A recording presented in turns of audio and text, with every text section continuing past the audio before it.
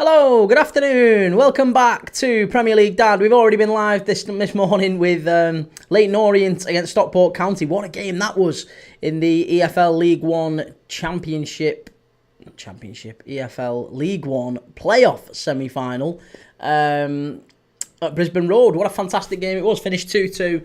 Stockport County probably feeling a little bit aggrieved in that one, but forget all that, because we're back to the Premier League right now. We're back to the Premier League for Fulham against Everton. Everton it was match week 36, right? So we're in the last three games of the season. Everton have somehow managed to drag themselves out of the bottom four. Manchester United, Spurs and West Ham comfortably below them. But it's not been a particularly productive time for Everton recently. They've, I don't know, let's have a look. I'll just so I'm not guessing here, let's get the scores and the results up. But Everton have had a lot of draws recently. They've had a lot of draws. They've not had too many wins other than the Nottingham Forest one going back to February. So one win since February in 1, 2, 3, 4, 5, 6, 7, 8, 9, 10 games. One win in the last 10 games for Everton. 3 defeats and 6 draws. It's been one of those games, one of those ends to the season for Everton. I think that a lot of Evertonians know that the team is just not quite right to compete in the Premier League, and they're hoping for a very, very big summer as they leave the grand old lady Goodison Park and head into their new stadium at Bramley Moor. Obviously, look, we're going to be covering that next week. The final game at Goodison Park, Everton against Southampton. I believe it's the 19th. Is it the 19th of May? 12 o'clock kickoff? I'm not sure. Either way, we're live for that. It's in the schedule. If you go to YouTube, if you want to set your notifications on, please go and do so. But yeah, Everton against Southampton, Goodison Park, final ever game at the Grand Old Lady. That's coming up next game week. And this game week, obviously, it's Craven Cottage. It's Fulham against Everton. Fulham still in with a chance of European football. They lose last time out against Aston Villa at Villa Park. But Fulham have been very, very good for so much of the season. Recently, they had a little bit of a dip. They've lost 3 out of their last 4. Villa beating them. They did beat Southampton, but before that, defeats to Chelsea, where they were ahead so long in that game. So long. And then they ended up losing it at the end, and they lost against Bournemouth away, of course, at the Vitality. So Fulham it feels like they're throwing it away a little bit towards the end of the season, but they are still in with a fighting chance. They're only 2 points off Bournemouth in 8th. And 8th place probably gets you European football next season, in all likelihood. As it stands, the chances are it's going to get you European football next season. If Chelsea win the Conference League, then that European place drops down a place to 8th. If Manchester City win the FA Cup, then it drops down again to 9th. So teams like Bournemouth, Brentford, Brighton, and Fulham, of course, will all be chasing those 8th and 9th positions, because there's a very, very good chance that they will be European places. They will mean European football of some sort next season, even if it's only Conference League. We've seen how good that can be for Premier League teams. Obviously, Chelsea have sort of dragged their Conference League form into the league. It's given them confidence boosts. So, yeah, it's going to be an interesting watch, this one. We are just about 10 minutes away from kickoff. I will talk you through the lineups in a moment. We've already got the lineups through, so I'll talk you through those in a moment. But before I get started, I do have to remind you, and I want to remind you, a massive thank you to our sponsors, Match Bingo, who sponsor every single live that we do on this channel. We do over 60 lives a month, watch-alongs of every single league, top league in Europe. We do Liga, we're doing Serie A, we're doing La Liga, we do the Premier League, of course. We've done the League One today, Championship games, we're doing all the playoff games. And we're live every single day. On a weekend, we do 4 on a Saturday, 4 on a Sunday, back to back. It's pretty much solid football from about 11 in the morning through to about 10 o'clock at night. And I don't really move from here during that. So it's a big weekends are always fantastic, chock full of football. and we watch them here together. So if this is your type of thing, then make sure you go and give us a follow. But Premier League Dad are sponsored by Match Bingo, who are a great bunch of guys, and it's a fantastic new app. If you've not heard of Match Bingo over the last 12 months, I'm absolutely certain that you will do going forward. They are growing massively. They have over 10,000 active players in the UK. They've paid out over £200,000 in prize money.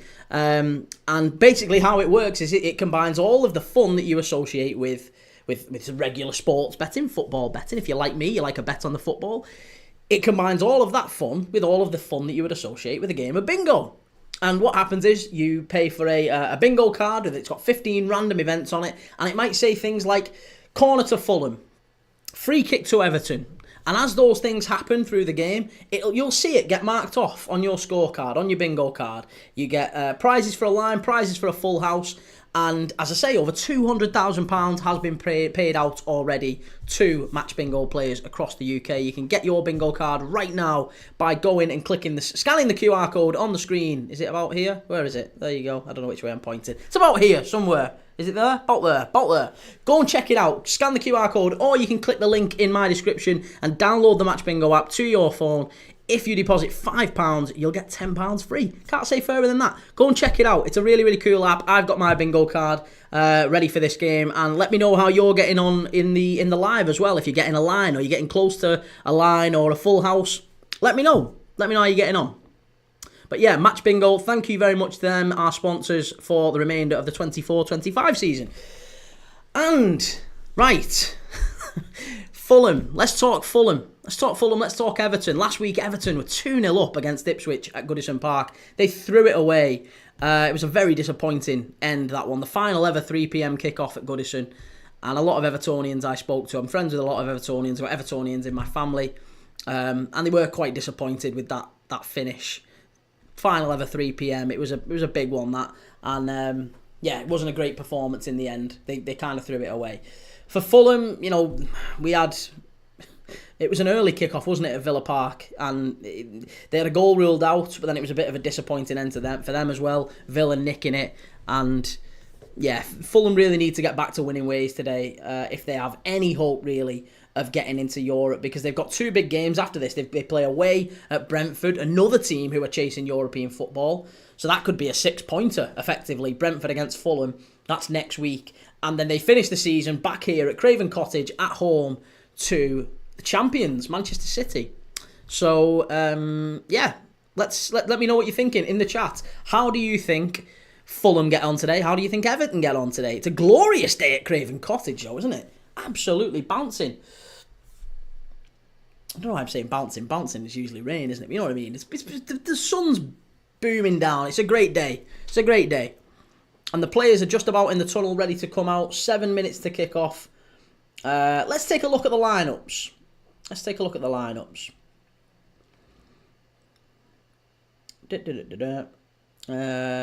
Everton, not only do the visitors seem to be going through the motions, Fulham have a strong recent record against Everton. 1-3, drawn 3.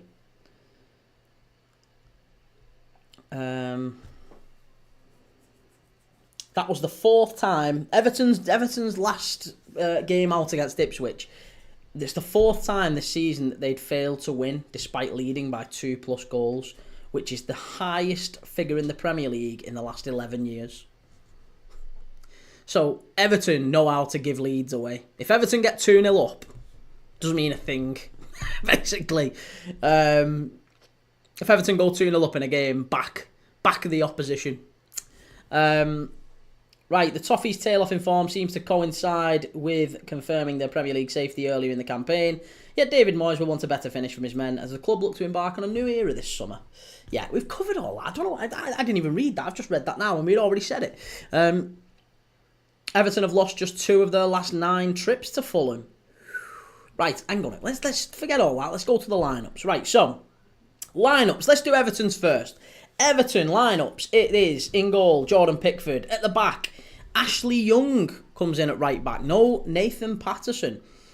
Patterson dropped to the bench. He didn't have a particularly good game last week against Ipswich. So Ashley Young comes back in. I do wonder whether Ashley Young is an Everton player next season. What do we think? If you're an Evertonian, let me know what you're thinking about that. He's 39. He'll be 40 in July. Just another couple of months. 8 weeks and he's 40 years old. Is a 40-year-old Ashley Young part of Everton's squad next season? I don't know. I really don't know. But Ashley Young at right back. Next to him, it's Michael Keane, another player who's out of contract. Michael Keane, out of contract.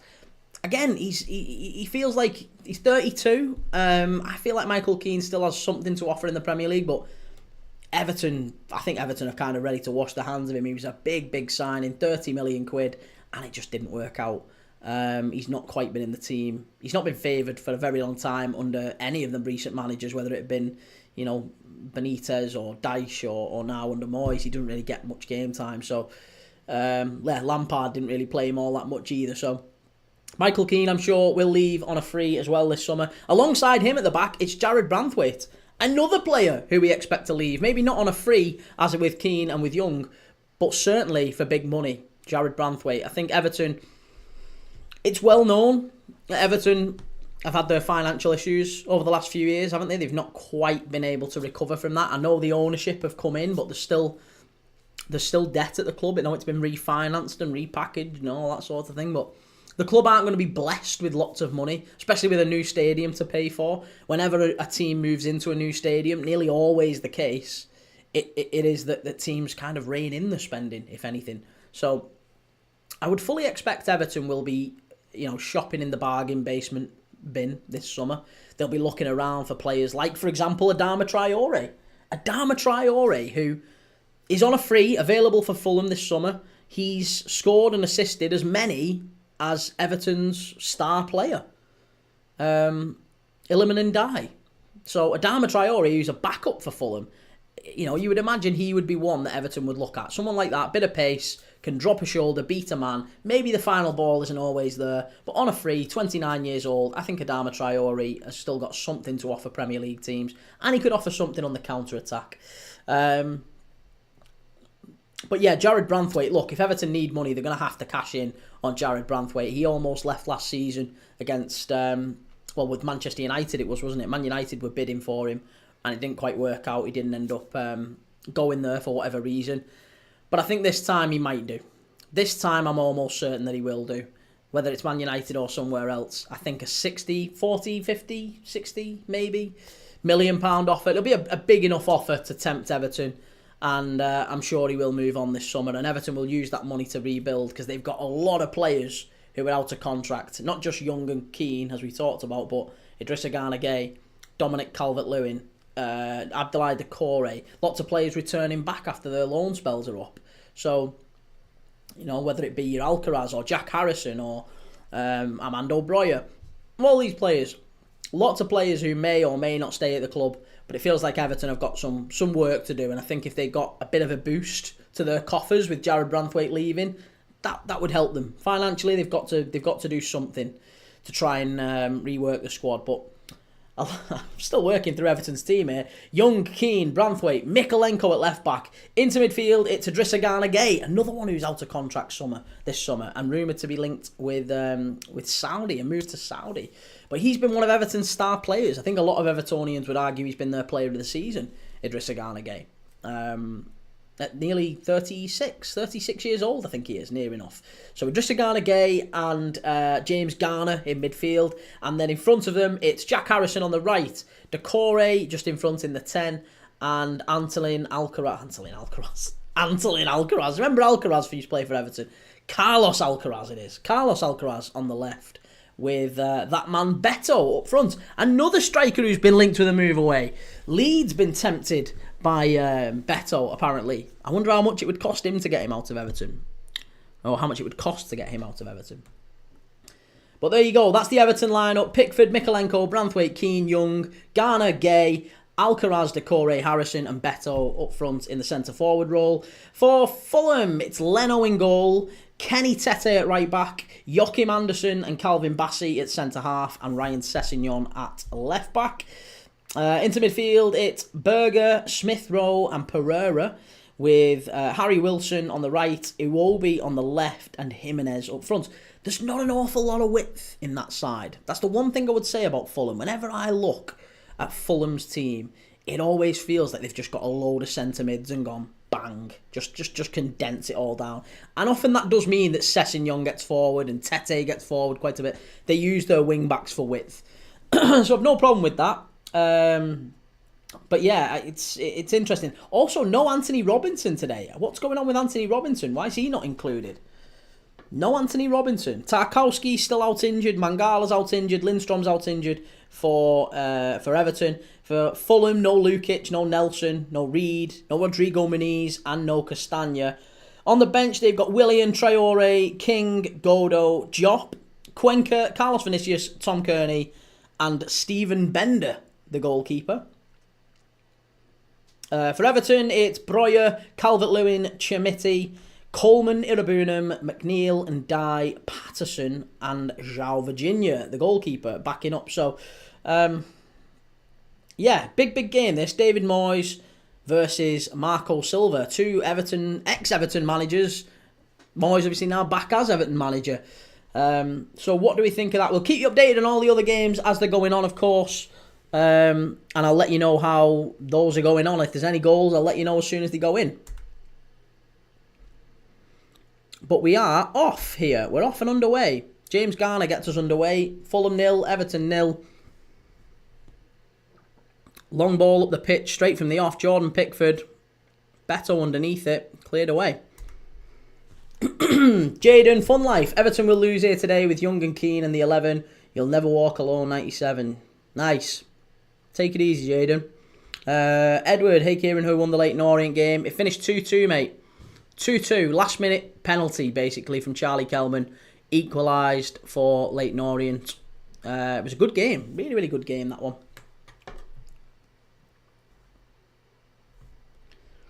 Valencia beat Getafe 3-0. Holstein Kiel are currently beating Freiburg 1-0 as well in the Bundesliga for anyone who's keeping tabs on that one.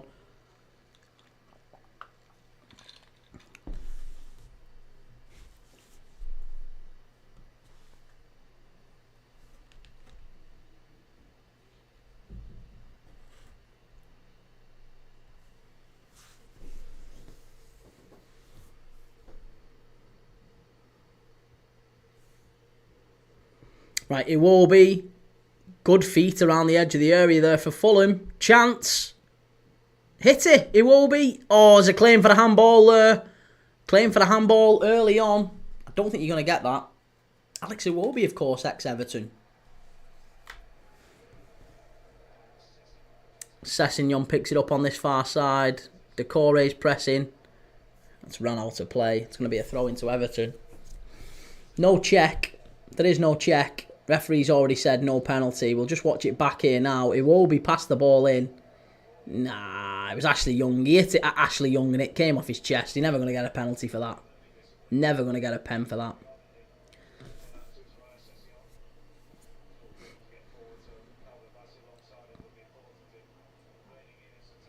Good ball forward. Oh. Jack Harrison getting forward. Jack Harrison seems to be playing a bit more central, to be honest.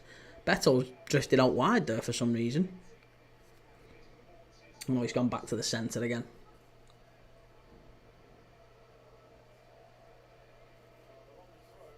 It's going to be a long throw into the box. James Garner with the long throw.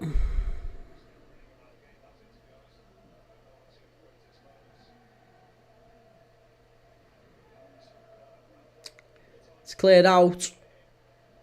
Still under his feet. Good shot from distance. Gone back out. It's going to be another Everton throw. Jared Branthwaite getting it stuck under his feet. Yeah, I think this summer's huge for Everton, isn't it? This summer is absolutely huge. How many players is it they've actually got leaving the club? Because it feels like a lot. It feels like a lot. Let's try and get all the players they've got actually leaving. So, Decore, he's out of contract. Gay is out of contract. DCL, Calvert-Lewin, is out of contract. Who else have we got out of contract? Ashley Young, Shelmish Coleman. So, Young, Coleman, Keane.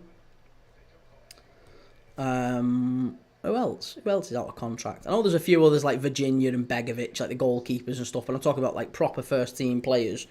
They're kind of the main ones, aren't they? And then you've got players like Mangala, Harrison, Breuer,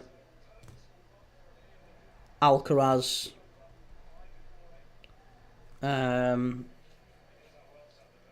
Who else is leaving potentially on loan? There's a good like 10, 11 players there of first team players potentially who've all played a decent bit of football for Everton. Now won't be getting any football at all next season unless Everton decide to sign them up to new contracts. Now, Fulham are down the left hand side here, ball into the box, flicked on, comes out to the far side, shot, block, it's desperate stuff here.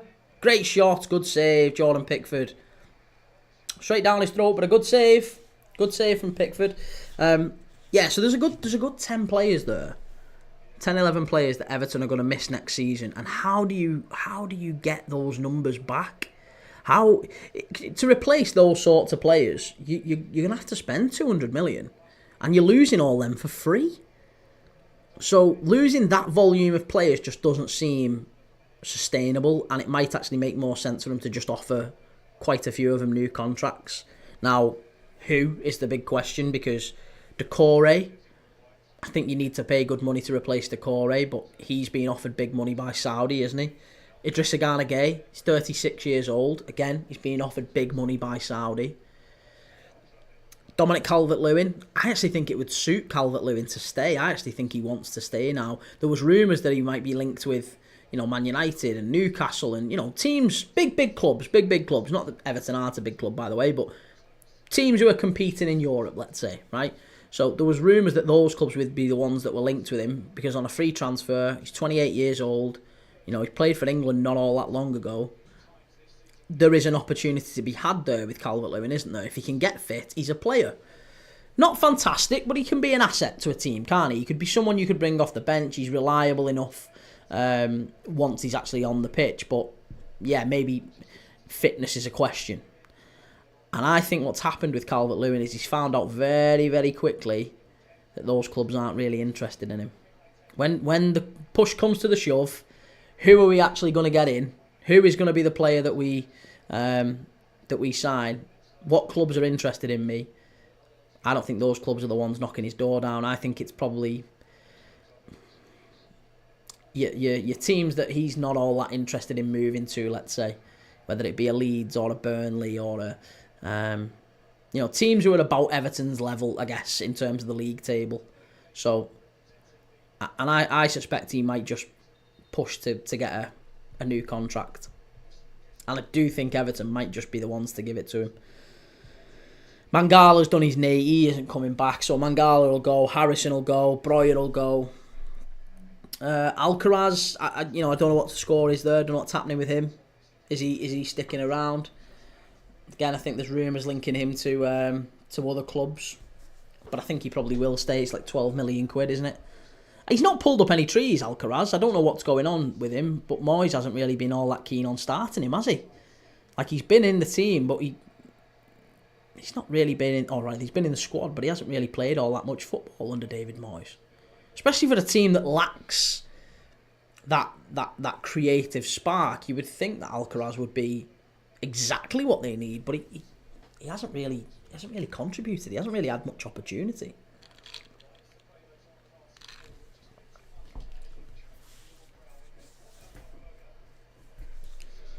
Fulham knocking it forward here. Here's Alex Iwobi. I think he's been a real big loss for Everton. He's a player that I think if they'd have had the time again, if they'd have had the ability to keep hold of him, he would have stayed because, yeah, he's been one of Fulham's standout players this season, Alex Iwobi. Aaron, Brighton Wolves end-to-end, brilliant so far. Yeah, it's always the case, isn't it, mate? Always the case. That's the one we choose not to do, so it's going to be fantastic, no doubt. Oh, poor there. Really poor there. Here's Beto. That's going to be a foul, surely. Ref's not give it. Ref's not give it. That should have been a foul to Everton, that. Beto just got flattened. And that's not easy to do. Here's Berger out wide to Sessegnon. Alex Iwobi up against Ashley Young.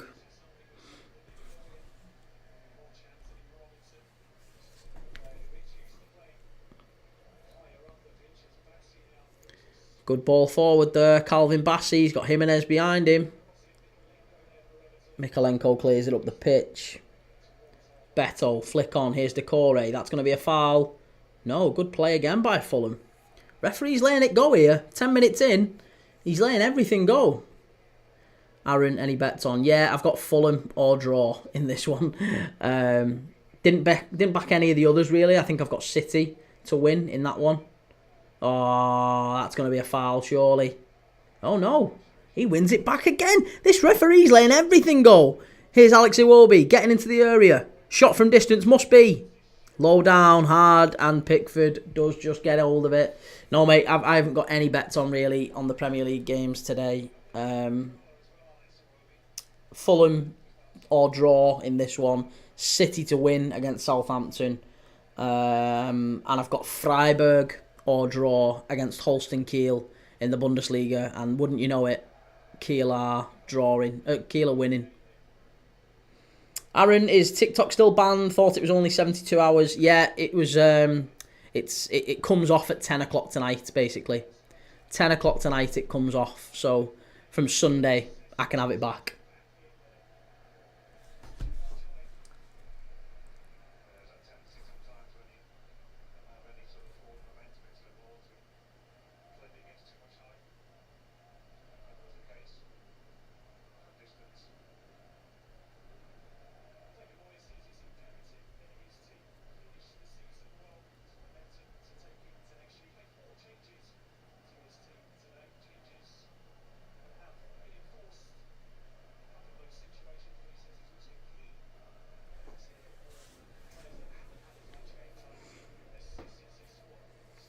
So yeah, I'll be live again on TikTok tomorrow, Aaron, for Newcastle and Chelsea. That's the 11 o'clock game, so I'll be live again. Edward Trent hasn't turned up for training. I've not seen anything about that, no. As far as I'm aware, I haven't seen anything about that.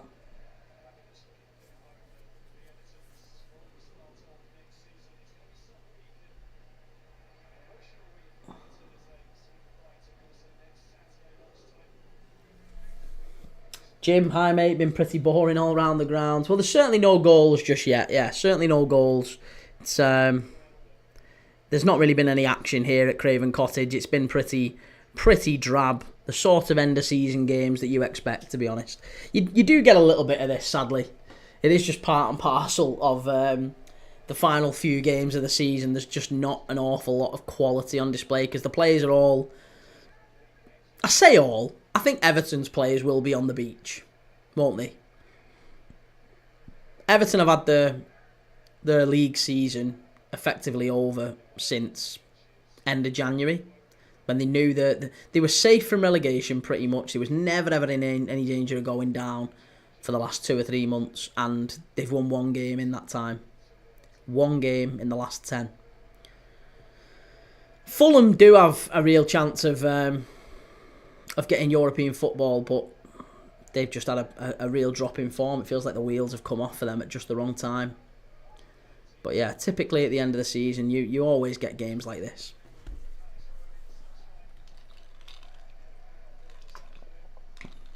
Everyone's thinking about their holidays. Everyone's thinking about where they're going to be going. The off-season. It's amazing how many players really do pig out and go and smoke and drink and really let themselves go over the summer months. Whew. Jack Harrison got to the far post there, headed it back across goal, and Bassey was just about able to get it away from goal.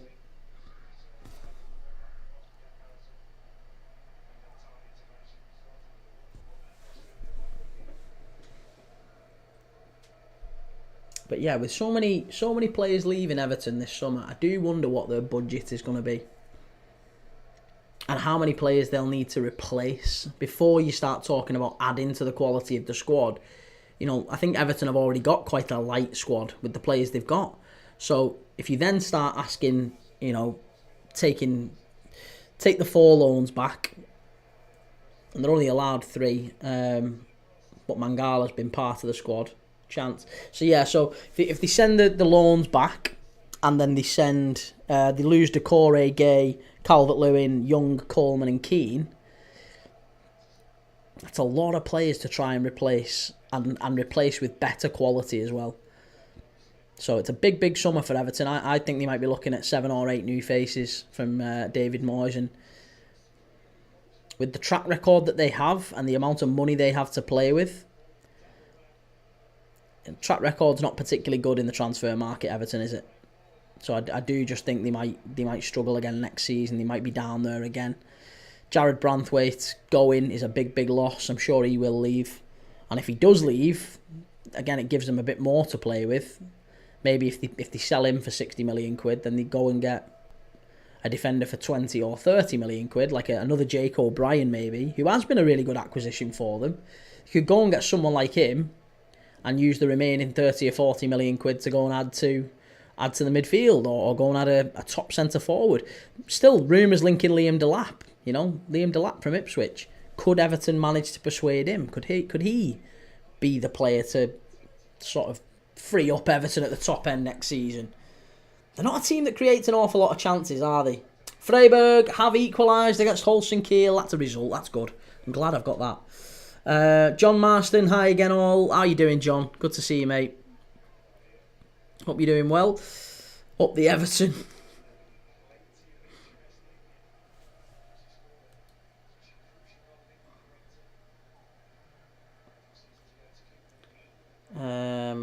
Right, hang on a sec. Right, here is Calvin Bassey, knocks it long. Yeah, so Liam Delap, potentially. If Liam Delap was to come in for Everton, Branthwaite was to leave, they lose the players that we've talked about with the free transfers, the Decore, Gay, Calvert-Lewin, Young, Coleman, Keane. They need some fullbacks, they need some centre-backs.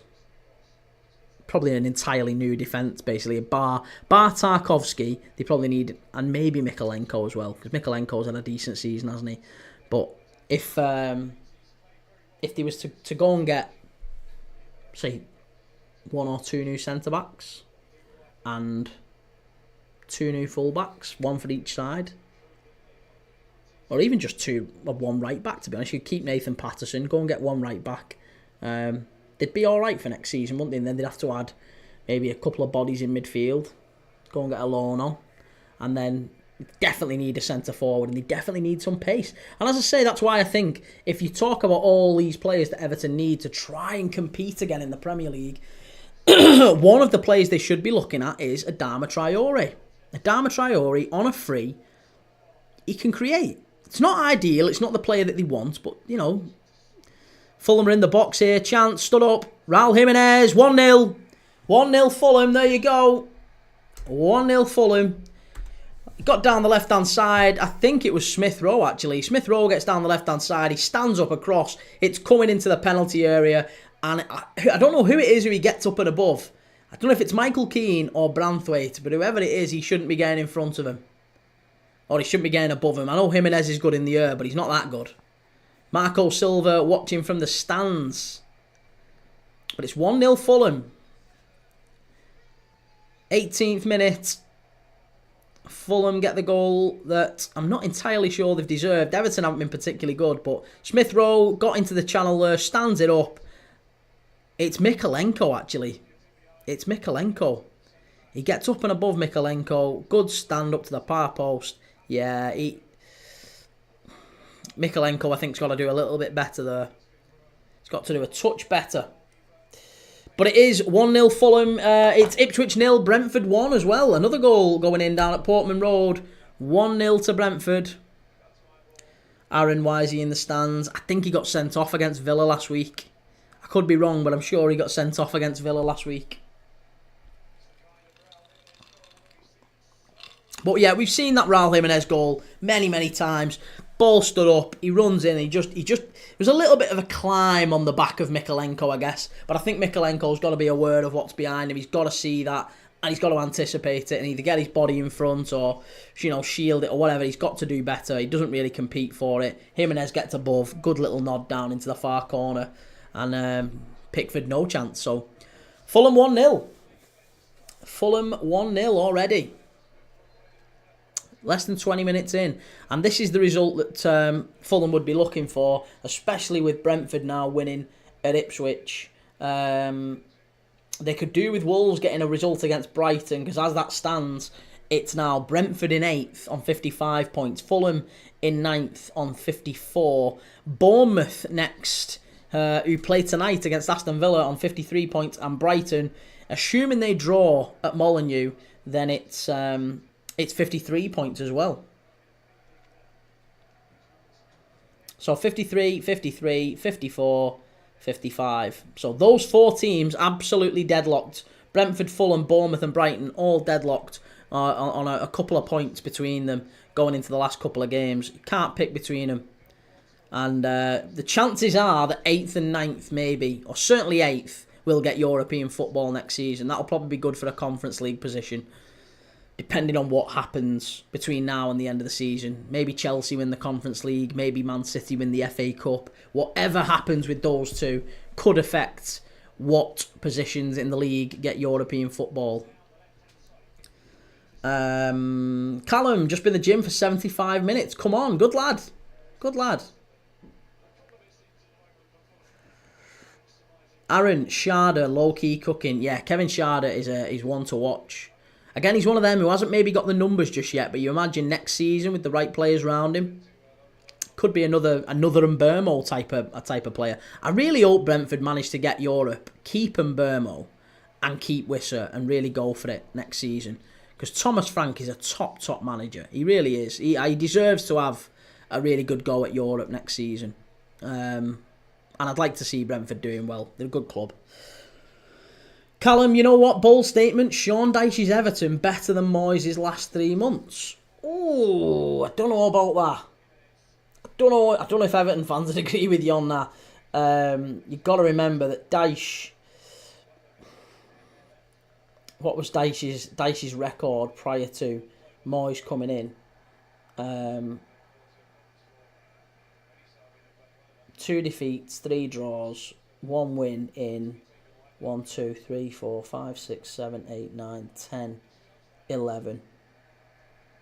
1 win in 11 games for Sean Dyche. And this would be 1 win in 11 games for David Moyes. So actually, it's probably not that an outrageous statement. Brighton have scored, Wolves 0, Brighton 1. But yeah, you're probably not that far wrong in that statement, Callum. In terms of 1 win, 1, 2, 3, 4, 5, 6 draws, and 4 defeats. And if Everton lose today, they'll have 1 win, 6 draws, and 4 defeats. So it'll be literally exactly the same record. Exactly the same record between Moyes and Dyche. So there's actually a strong argument there to say there's not really an awful lot changed. It's not really anything changed.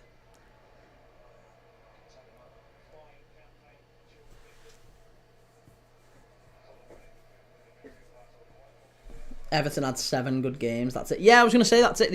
They had a good little spell, didn't they, when Moyes first came in? They got that new manager bounce, and apart from the FA Cup against Bournemouth, they beat Tottenham, they beat Brighton, they beat Leicester. Then they drew with us at Goodison Park, and they beat Palace. And then they had that little run, and it all kind of fell apart. Oh, good save! Again, it was Jack Harrison getting into the box. Bernd Leno got down low, and good save there, really good save. But I agree with you. 1 win in 11, 6 draws, 4 defeats. Identical for both Dyche and Moyes. Very, very fair assessment, that, Callum.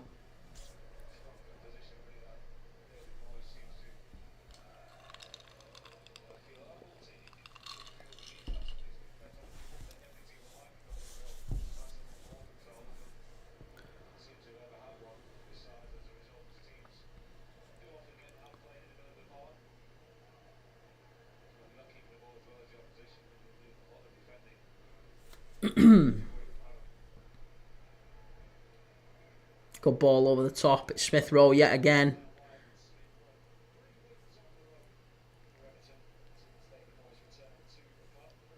That's the only thing I've got to say. Like, I mean, the summer transfer window is big for everyone.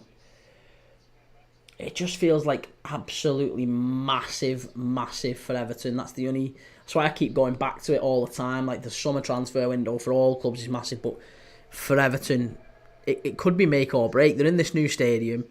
They've got to do something quite drastic to try and build some sort of a squad, and the recruitment is going to be so important. Like, so important.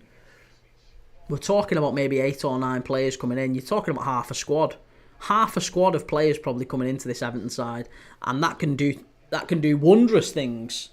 Brighton's goal at Wolves has been ruled out for offside, by the way. That can do wonderful things to a squad. It can do amazing things to a dressing room, or it can kind of tear it apart as well. It can make it a bit disjointed, and sometimes teams don't mesh when you bring too many players in all at once. But it's something Everton have got to do. The reality of the situation is 6 players are all out of contract. None of them look close to signing a new deal. There's probably another 3 or 4 who will leave on loan, who will leave at the end of their loan contract, by the way. How do you replace those 10 players with such little money to spend? And keeping the same sort of quality in the squad. It's going to have to be done on freebies. It's going to have to be done on taking gambles and educated risks. And some of those you would imagine will pay off. Some of them won't. It just feels like Manchester United and Everton are 2 of the clubs where it's most pronounced that if they get this summer wrong, the club could be in real danger. Unless Man United it's a bit different, isn't it? In that if they win the Europa League, then it probably straightens out some of those questions about finances. Callum, apart from Everton beating Spurs, wasn't surprising. Only really good Everton win was beating Leicester 4-0. Yeah, they were up 2-0, weren't they, in about 5 minutes in that game, if I remember right. Wasn't that the one where Decore scored after about 60 seconds? Long ball over the top. Beto chasing it down. Leno comes out and clears it. Well done. Mikalenko with a switch. He's done well, Mikalenko. Decore takes it well. He's one that I'm sure Everton fans will want to try and retain if they can. Abdoulaye Decore. Just because I don't think you get a better player than him. Unless you go and spending 25-30 million quid. And I don't think Everton have got that sort of money to spend on an Abdoulaye Decore again. I don't think you get a more reliable, experienced Premier League player. I don't think he's brilliant, Decore, by the way, but he pops up with the occasional goal, doesn't he? He pops up with, decent moments, assist. He's a big, strong lad. He's physical. It's the sort of player you need in a relegation battle, and I don't want to sound like I'm trying to take the mick or throw shade on him, but the reality is that's where Everton have been for the last 3, 4, 5 years, however many years it's been, where they've been sort of circling the drain. The reality is they're probably going to be there again next year. There's no evidence to suggest that next year Everton won't be there, because if you look at the teams below him, Manchester United and Spurs, will spend. They've got money to spend, so they will improve. West Ham, probably the same. They've got money to spend. Everton, we don't know that yet. We don't know that. Callum, people will say them beating Brighton away, but Dyche or Lampard beat them away too. Yeah, Dyche battered them, didn't he? Dyche, it was 5-1, wasn't it? They've had some good results, Everton. They've had some good results under Moyes, under Dyche. They always have their moments. But they've still come very, very close to going down over the last few years a number of times. Brighton 0, Callum, thanks for that. Brighton are 1-0 up at Wolves. Danny Welbeck with the goal, penalty. And now then, that does just... it might not even change the table, to be honest. Brentford are winning, Brighton are winning, and Fulham are winning. So it's all pretty much as you were. Bournemouth would now need to go into that game at Villa Park, though, and hope that they can win to try and get back up above into them all, into 8th position. City still 0-0. What's the City team at Southampton? What's the City team? Christ, they've got Haaland, Foden, De Bruyne, McAtee, Kovacic and Bernardo Silva sitting, Gvardiol, Diaz, Akanji, Lewis and Ederson, and it's still 0-0 away at Southampton. How many chances have they had? They haven't had a shot on target in half an hour. The opening half hour, Southampton against Manchester City, they haven't had a shot on target. What is going on with Manchester City? That is their strongest team. That is pretty much their strongest team. Who would you play out of that? You could maybe add Nico. Maybe Nico. Rodri's not fit. I'm talking about fit players, available players. There's maybe Nico Gonzalez, maybe Marmoush you could squeeze in there. It's pretty much their strongest 11 though. Haaland, De Bruyne, Foden, Bernardo Silva, Diaz, Akanji, Gvardiol, Ederson. They're all in there. Haven't had a shot on target against bottom of the league. Maybe the worst Premier League team we've seen. Southampton. It's not good. Not yet good. Not good at all. Right. Sorry. Let me get back to my little setup now.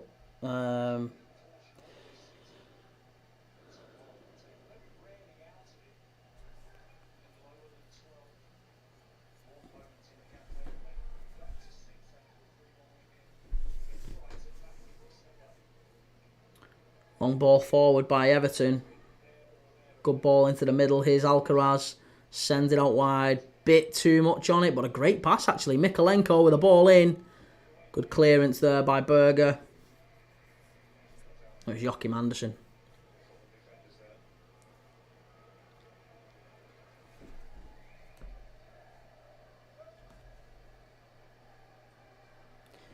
Still the only goals that we've had in across the Premier League is here. Fulham, Raul Jimenez putting Fulham 1-0 up against Everton. Ipswich 0, Brentford 1. Kevin Schade scoring with an Mbermo assist. Southampton, bottom of the league, Southampton against the champions Manchester City at St Mary's is still 0-0. Not a shot on target from Manchester City in the opening half hour. And it's Wolves 0, Brighton 1. Danny Welbeck with a penalty. Just after having a goal disallowed in that game, Danny Welbeck. So, Everton, Everton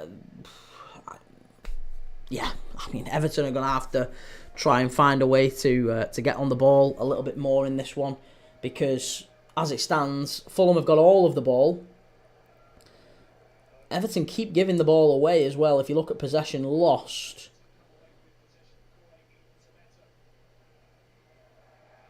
touches in the penalty area, touches in the opposition box, 10 for Fulham, 5 for Everton. That's been the story of that's been the tail of the tape. Fulham getting into the box a bit more than Everton.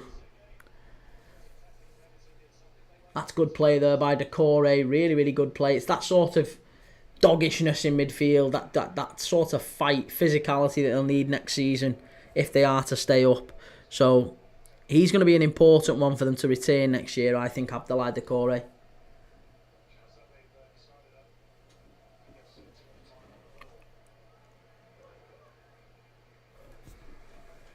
Oh, why has my camera got... Oh, my camera's fixed now.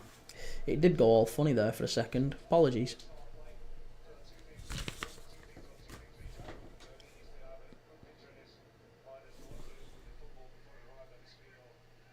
Just a quick reminder, we're live at 5 o'clock for, as soon as this game goes off, to be honest, 5:15, whenever it is, we'll be live for the big half-5 kickoff, Bournemouth against Aston Villa. Live watch along on that one. And then straight after that tonight, we're going to be live again for La Liga. Atletico Madrid against Real Sociedad. That one's going to be a good game to watch as well. Sociedad need to get something in that game to make sure that they have any chance of competing in Europe next year. 'Cause it's not been a particularly good season for them. Zubamendi today, or yesterday, whenever it was, confirming that he is going to be moving to Arsenal, according to Fabrizio Romano. He's leaving the beautiful hills of Sociedad, the mountains of Sociedad, to go to North London. North London forever. No, I don't understand that decision, especially when he turns down Liverpool last year. But to each their own. Obviously, London has far more to offer than Merseyside, according to our mate Martin.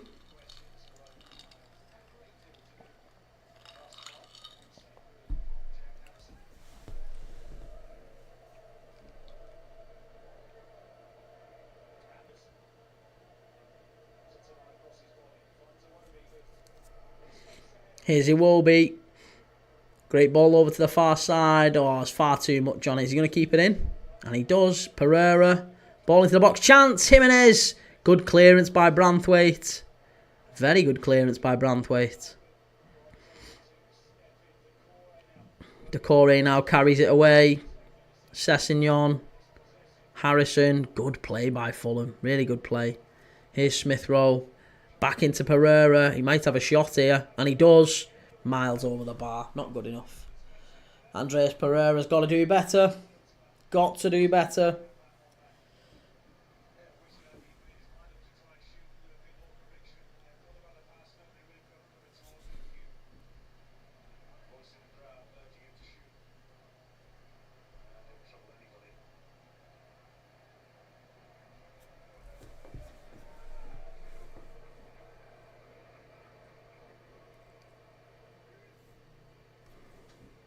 Celta Vigo 1, Sevilla 0. And it's Moriba. He's some player, him, you know. Elias Moriba. He's going to be one to watch. He came through the Barcelona academy, went to Leipzig. Is he out on loan? He's still on loan from Leipzig. Moriba. Watch him. Watch him. He's only 22, but I think he's going to blossom into a good player, him. Been very, very good for Celta Vigo whenever I've watched him. Edward, love you, my brother. Love you too, man. Here we go. Ball into the box. No, cleared away. Everton throwing. Seamus Coleman. What does the future hold for him? 60 grand, Seamus Coleman. Do we think he's on the Everton coaching staff next year? Or do we think he retains his playing contract? You can imagine he's still listed as part of the playing squad just in case they need him. But I expect at this point in his career he's more of a player coach. Would that be fair to say?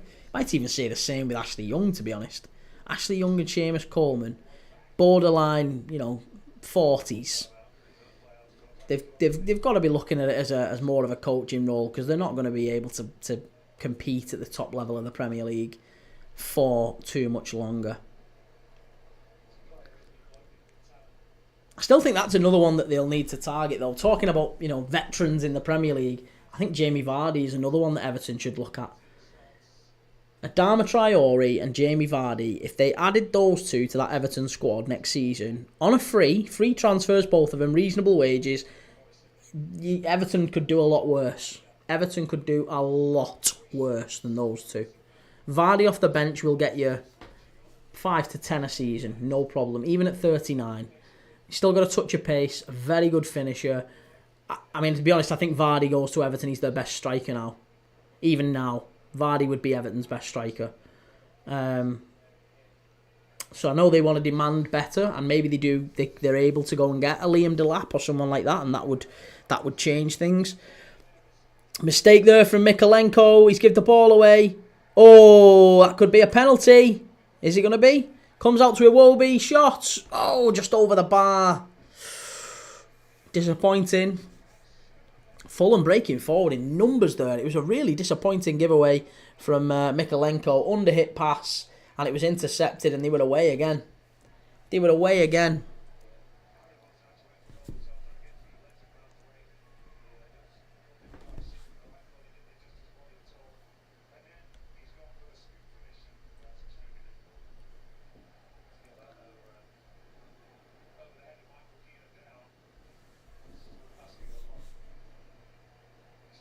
Do you know what, as well?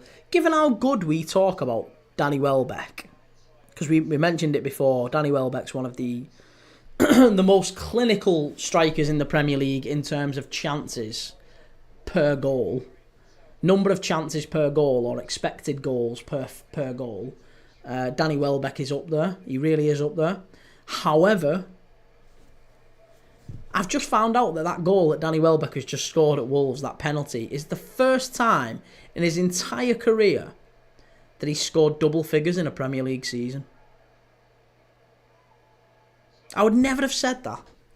If someone had asked me before what's Danny Welbeck's, best ever Premier League goal scoring tally, you would never have said he's only ever scored 9 before in a Premier League season, 8 or 9. He's 34. He's 34 and he's just about got 10 this Premier League season. I mean, that's mad, isn't it? That is absolutely mad.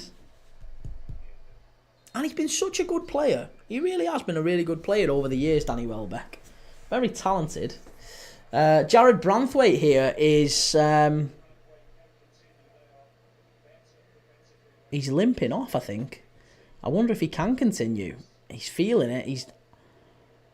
Jared Branthwaite might have to come off here for Everton. That would be a real blow.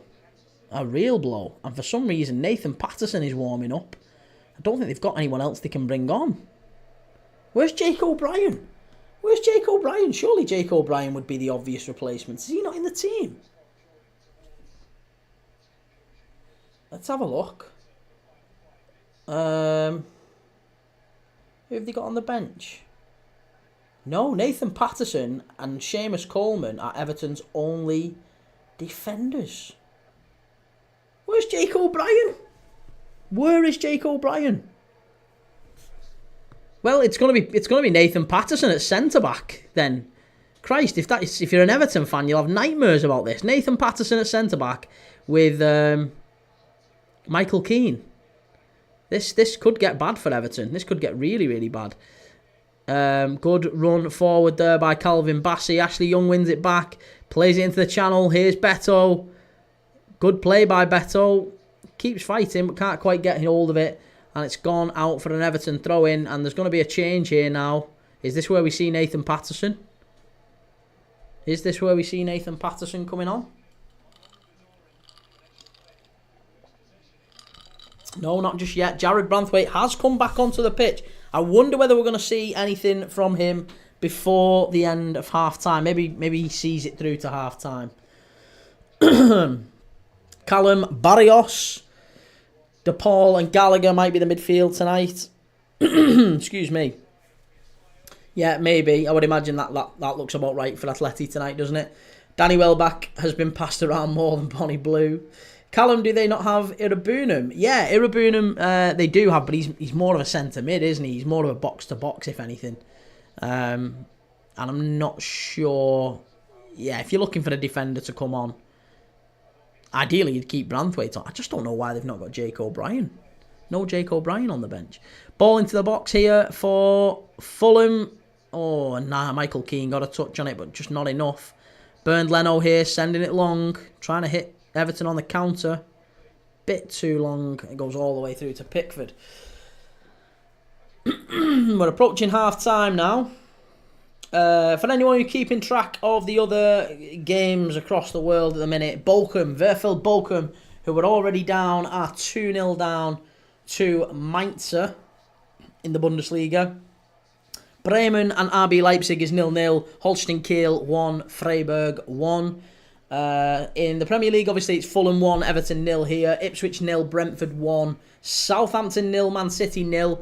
Not a shot on target still, and we're nearly at half-time. Oh, there has been. Just as I said that, just as I say it, Manchester City have finally had a shot on target. And it's not been a particularly good one, from what I can see. Rico Lewis, James Bree, Leslie Woodchuck. Yeah, it was a long range De Bruyne effort, but it's Southampton 0, Manchester City 0. Not really much going on there. Wolves 0, Brighton 1, and in Spain it's Celta Vigo 1, Sevilla 0. Lazio and Juventus about to kick off at 5 o'clock. That's going to be a great game. Oh, very nearly. Good save there by Jordan Pickford. Harry Wilson, ex-Liverpool, cutting in from the right, has a shot from the edge of the area with his left foot. It's going into the bottom corner. Pickford, low down save touches it wide for a corner to Everton. It was going in the bottom corner, that. Was going in the bottom corner. Very good finish. Or it would have been. Certainly would have been.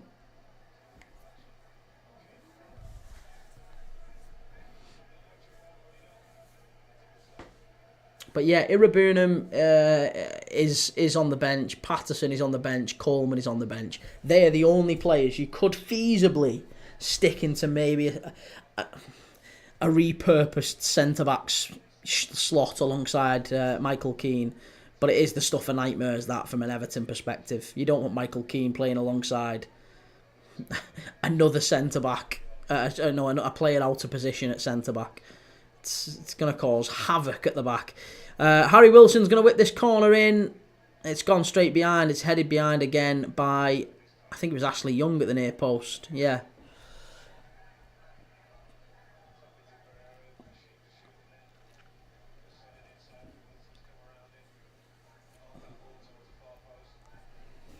I've just seen the quote from Ped at Toffee TV saying it's mad that 6 of these players will potentially be leaving us at the end of the season. That's what I mean. 6 of the players on the pitch right now. 6. Alcaraz, Keane, Young, Gay, Decore. No, that's not right. Harrison as well, yeah, Harrison. Alcaraz, Harrison, Keane, Young, Gay and Decore. 6 of the Everton current starting lineup could leave on a free for nothing and just end of the contract, walk away from the club. That's got to be replaced. That doesn't excuse the fact they've still got Calvert-Lewin and Coleman and Breuer on the bench as well. So there's 3 more on the bench who'll probably leave for free. What are they going to do? What are they going to do? Sound a bit like Hulkster then. What you going to do?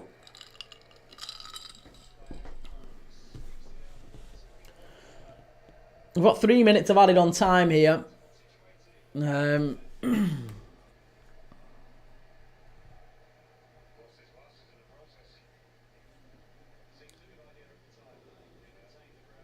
still, that Raul Jimenez goal from the Emile Smith-Rowe cross is the only thing separating these two teams currently in the first half. I think Fulham are probably full value for the lead. They've had a couple of really good chances aside from that. One where Iwobi fired over the bar, and one just a few moments ago where Harry Wilson gets a shot on goal, Pickford tips it just round the post. Other than that, Everton haven't really created an awful lot. We've not really seen too many chances from them in the final third, not really too many set pieces either.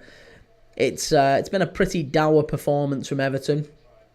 Not an awful lot to inspire for next season, and if anything, I think if you're an Everton fan, you're probably looking at this as a good opportunity to just cleanse the entire squad. And if that means you have to take a step backwards, maybe next season isn't all that brilliant, because you have to buy some players who you maybe of a level you don't expect. But there's a lot of players there at Everton who are just so off it. They're so past it or not good enough. Chance here for Everton, actually in the box. Great chance. Low down, good save. It was Alcaraz who broke into the box. Nipped in front well there, really well. That was really, really good play actually by Alcaraz. And Everton have just got a couple of chances here towards the end of the half. I don't know, just as I'm saying, these players look way off it. Everton get a chance. And Alcaraz nipped in front. I don't know what Kenny Tete is doing there. It's coming to the edge of the area here. Decore lays it off. Mikalenko, deflection. It's 1-1. It's 1-1. Massive deflection from the edge of the area. 1-1 Everton. And there you go. Game on. That's how quickly these things can change. It was a shot from the edge of the area. It was a nothing shot. It was a P-roller from the edge of the area. Leno could have thrown his cap on it. It was an absolute nothing shot from the edge of the area, but it takes a massive deflection and it wrong foots Leno, and it's 1-1. It's 1-1. And it's 2-1 at Freiburg. Holstein Kiel 1, Freiburg 2 now. Comes out here to the edge of the area. It's a long throw into the box. Leno punches it clear. It comes out to Mikalenko, who just has a shot. Let's see who it comes off. Who does it actually come off here? It comes to the edge of the area. Decore lays it off. So Decore is going to get the assist. Does it come off Decore? Who does it come off? No, it's off the, who is it, the Fulham defender. I don't know who it hits. It might be Andreas Pereira, you know. I think it is Andreas Pereira. Yeah, it's Andreas Pereira. It's still going to go down as a Mikolenko goal. I'm sure about that because it's a shot on target. But it's Fulham 1, Everton 1. There you go. That's how quickly these things can change. And it's half time as well. The referee's called time on it. Half time. Fulham 1, Everton 1. Breathless first half. How's that? All square. Right, let me try and see if I can get, because I wanted to do a quiz. I wanted to do a quiz at half time. We've not really got enough people flying about in the chat. I'll maybe save them for tomorrow, so we'll see. We'll see. Well, tomorrow when we've got everything back to normal, with TikTok back, and when I'm not banned on TikTok, we'll get TikTok back, we'll get Twitch and everything else back. We'll get a lot more people flying in and out of the chat. So, yeah, we'll do a quiz. Do a quiz at half time. Raul Rodriguez, put the live game on screen. Can't do it, mate. Can't do it. Not allowed to. I'd get a telling off, and I would lose my entire account. So I'm not being funny, mate. I'd love to. I really would love to. I just can't. I'm not allowed. It's sad, but I'm not allowed. So yeah, Fulham 1, Everton 1, half time here in this one, and elsewhere it's blown up in all the other Premier League games. Brighton are still winning 1-0 at Wolves. That is still actually going on. It's 45 plus 8 in terms of added time, so they're still going on there. Ipswich is still losing 1-0 at home at Portman Road against Brentford, and Southampton 0, Manchester City 0. That's also still half-time in that one, or still 0-0 half-time in that one. Elsewhere, Bremen 0, RB Leipzig 0, Bochum 0, Mainz 2, and Kiel 1, Freiburg 2. Celta Vigo 1, Sevilla 0 as well in La Liga. That's probably all you need to know across European football right now. There's not really much else going on. Como have beaten Cagliari 3-1 today. Have we seen Dele Alli play in that game, by the way? Has Dele Alli played any part in it? I don't think he has, you know. Where is Dele Alli? Oh, he is. He's on the bench. He's on the bench, but he hasn't played. He's played one game for Como this season. He came off the bench in that game against AC Milan, 10 minutes, and he got sent off straight away. And since then, he's been on the bench every single game, hasn't played a minute. And his contract expires next season, so they've still got him for another year. I just wonder whether or not they might try and move him on again in the summer. It's a sad end, isn't it, to Dele Alli's career? Player was such a top player, and it's just all falling apart for him. It's sad. Really, really talented player. Pepe Reina in goal for Como in that one as well. Trying to look at all ex-Premier League players around Europe who are still playing. Catrone, ex Wolves, and Alberto Moreno as well, ex-Liverpool. Quite a few there on the bench. Trying to see who else we might have going on. Celtic are beating Hibs 2-1. Celtic beating Hibs 2-1. Kuhn and Ida scoring that one after Celtic went behind at Parkhead. Boyle scored. Half-time in that one. St Johnstone 1, Ross County 1, Kilmarnock 1, Dundee 0. Hearts 1, Motherwell 0. Union Berlin 0, Heidenheim 2. That's pretty much it. There's not much else going on around Europe. Tomorrow, by the way, we are going to be doing a quiz at half-time, and we're going to be doing that every single game going forward. We've got 2 more games today after this one. 2 more live watch-alongs. After this one finishes, we're going to be doing Fulham against Everton, obviously, and then we've got Villa away at Bournemouth at 5:30, and then in the 8 o'clock kickoff, we're going to be doing Atletico Madrid against Real Sociedad in La Liga. So, yeah, make sure you're sticking with us. Make sure you've hit the like and the follow button, and make sure you've subscribed if you haven't already. Also, again, if you like watch-alongs, if you like this sort of thing, make sure you subscribe, because we are literally live every single day. 4 live watch-alongs tomorrow. Tomorrow we've got Newcastle against Chelsea. 11 o'clock in the morning, we're going to start that one. And then we're pretty much live all the way through to about 10 o'clock once the final game of the day finishes. It's Newcastle against Chelsea first. Then it's going to be Nottingham Forest against Leicester City. It is going to be on YouTube. Nottingham Forest against Leicester City. East Midlands derby. Can Nottingham Forest get back to those Champions League positions? So we'll see in that one. And what else have we got tomorrow? Liverpool against Arsenal, of course, with 4:30. And then the late game is going to be Betis against Osasuna. So back to La Liga. Two teams again, the Betis and Osasuna, who are chasing European football themselves. Betis already in a European final, of course, in the Conference League final against Chelsea. But they could still qualify for the Champions League via their league placing.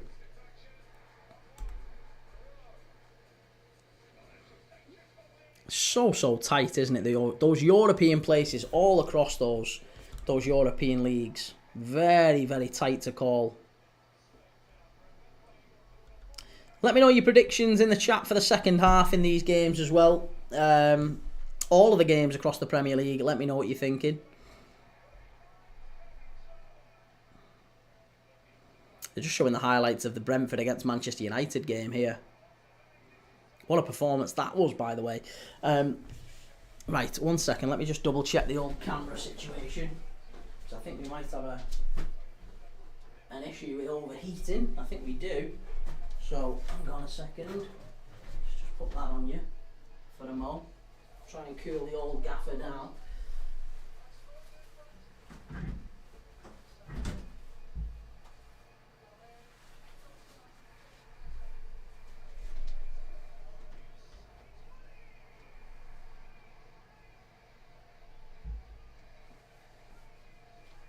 Right, there you go. Camera's overheating. I've just noticed the camera just focus going out a little bit, and it turns out it's because it's overheating. It's because we've been live so much. Been live since 11 a.m. this morning. And we're planning to go live for another 4 hours, well, another 6 hours basically, there or thereabouts. We're going to be live till about 10 o'clock tonight. This is what we do on a weekend. Saturday and Sunday, live footy all the time.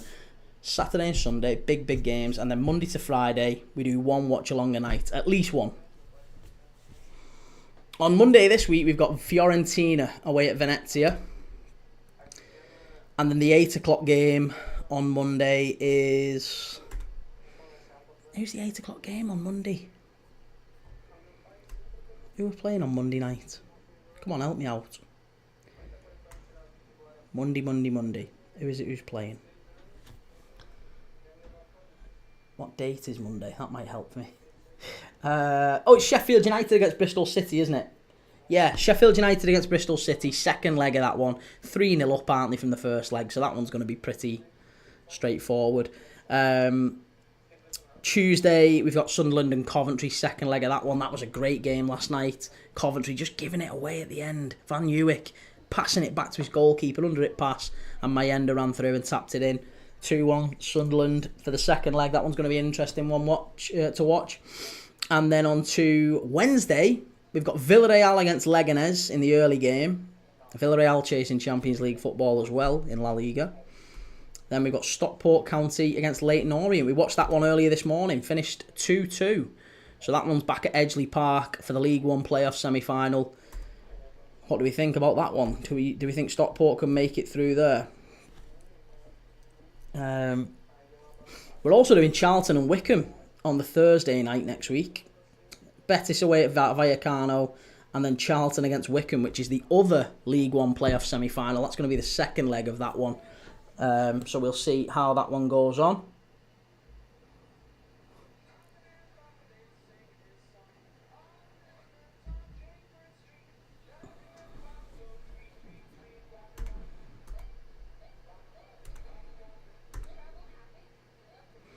Absolutely scorching. I don't know where you are in the world, by the way, but wherever you are, it's absolutely scorching in England. It's absolutely scorching in the northwest where I am.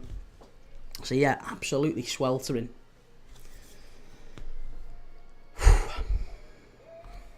Good job I've got a bit of ice in my drink. Right, let me catch up with the chat. I've not had a look at the chat. What are we saying, guys? Let me know what you're thinking. Oh, no. It's gone off. Cam's gone off. 1 sec. I knew it would. Told you it had overheated. 1 second. It'll come back in just 2 seconds.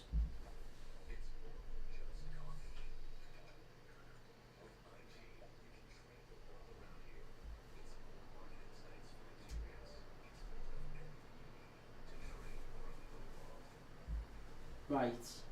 It should, with a bit of luck, we should be able to get it back now. We should be able to get it back.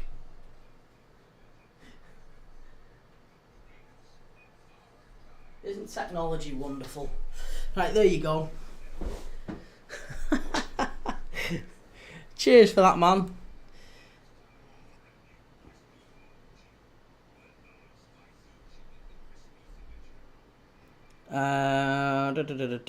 Right.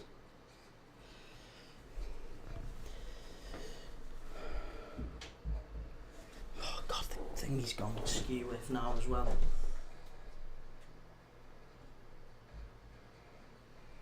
Right, there you go.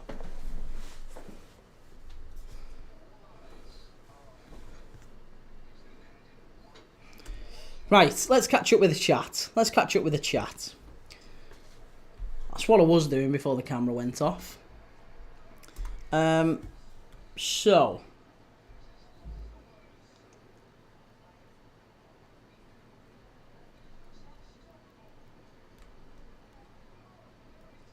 We're just about to kick off for the second half now. What are you saying in the chat? Hi Kieran, if Fulham do qualify for the European places next year, do you think that they can... If they do qualify for the European places, do you think they have the... Oh, sorry, do I think they have the squad to cope with the European games? It's probably fair to say they don't. No, but I don't think that's... yeah, I don't know. They haven't got a particularly big squad, have they, Fulham? But I think if you've got European football next year, then that might be part of what Marco Silva and the Fulham board look at. Thank you, Faz, as well, by the way. Sorry for the question. I know you put it in. It was a good 10 minutes ago, but I've been faffing about with the camera. Yes, mate. Yeah. So I do Fulham have the squad to cope with the European games next season? Probably not. No. Right now, probably not. But I don't think that necessarily means anything in terms of right now. They're going to go out and recruit a lot more. If you've got European football next season, you probably go and get an extra body or two, don't you? That's probably part of the summer plans. And that's why I imagine a lot of teams already go out and have conversations with players. You know, the behind the scenes, there's already stuff happening now, isn't there? There's already plans in place of who's moving where, and a lot of clubs will probably already have a rough idea of what the transfer sort of budget and these are the targets. I'm sure they already have that in mind, most teams, and they'll probably already start preliminary conversations with those clubs and those players to get ahead of it. But it can all change. If Brighton, if Fulham, if Brentford, if Bournemouth, any of them get European football or not, as the case may be, then things change, don't they? You know, some players might stay. Bournemouth, for example, how good have Bournemouth done this season? If Bournemouth get Europa League football next season, which is a very real possibility, let's say Bournemouth get European football next season, there's a chance that players like, Kirkes, I don't know, maybe Kirkes and Hyson are too good for them to stay. But Semenyo might stay. Kluivert might stay. There's a lot of players at Bournemouth who've been really, really good this season and could be tempted by a move away. If they haven't got European football, that becomes a bit tougher for the club to turn down if they get an offer in for those players. If they have got European football, they can say to these players, look, stick around, we'll add to the squad, we can be a good team in a couple of years. We can be a team that's challenging for these honours. And you can be a big part of that. Or you can go and move on now and be a small fish in a big pond. Because Hyson, as good as Hyson is, if he goes to Liverpool or Chelsea, which are the two teams apparently most likely to take him, he's not going to be a starter. Not for Liverpool, anyway. He might be a starter for Chelsea. He's not going to be a starter for Liverpool straight away. To be honest, I don't think any of the players that Liverpool are recruiting, even Kirkes, if Liverpool go and get Kirkes, still not entirely sure he starts over Andy Robertson straight away. So there's a lot of players who are being linked with these moves. They might end up staying where they are. Right. We're off for the second half. Sorry. I will catch up with the chat on Twitch, on X, on YouTube, on Facebook, on Instagram, various other chats and questions coming in. So I am keeping them all as they're coming in. I'll go through them as the game's going on. Don't worry. And we will certainly work our way through them. If you've got any questions, by the way, get onto YouTube. That's the one I've got up on screen right now, but you can go and add them in anywhere. Get on YouTube, go and check us out, and make sure you get your question in the chat as the game is going on. Fulham 1, Everton 1. Don't think Everton necessarily deserved to be level, but they got the goal, they took the chance, big deflection, and they've come out in the second half. They've got forward straight away. Jack Harrison, that's poor. Straight behind. Goal kick to Fulham. Very poor from Jack Harrison.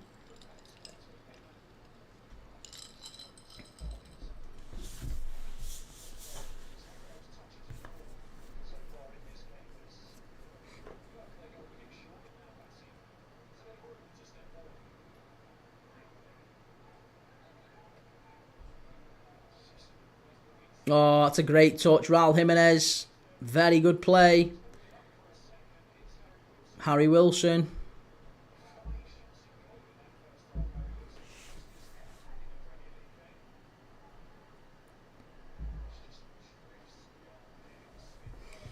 I can't believe, honestly, I was so close to backing Manchester City to win today. Like minus one handicap or something like that. Everton on the counter. Great block there. Who was that who hit that? Was it James Garner? I think it was James Garner getting into the box, and it was a good block from Kenny Tete. Very, very close to a good finish there for Everton. It was a good move. No, it was Mikalenko, I think, getting into the box.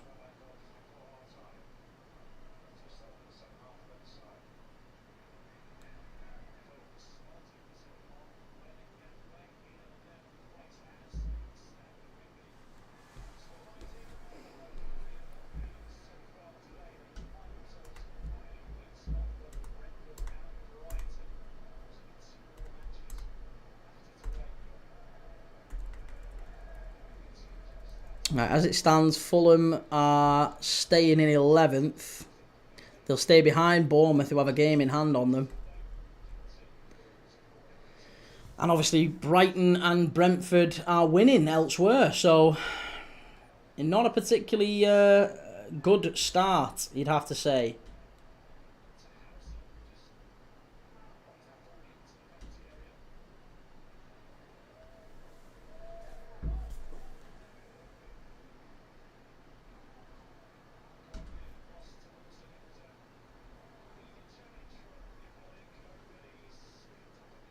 Oh, Mikalenko dove into that challenge there. Let's have a look at it back. Oh, studs up there from Harry Wilson. Red against blue. Ex-red against blue. Harry Wilson leaving one on Mikalenko there.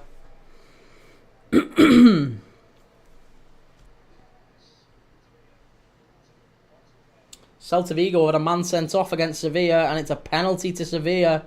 Oh, that's not good. I've got Celta Vigo to win. What's going on? What's going on? Marcos Alonso. You absolute rat. Marcos Alonso sent off for Celta Vigo. Another ex-Premier League player. That's no good. It's not what we wanted. Have they scored it? Have they scored it? Come on. Bastards. Sessegnon puts it behind for an Everton corner here. 49 minutes in, well, nearly 50th minute. Ball into the box. It's gone behind. It's going to be another Everton corner. Bit of early pressure from the Ev. Bit of early pressure. Has he missed this penalty or what?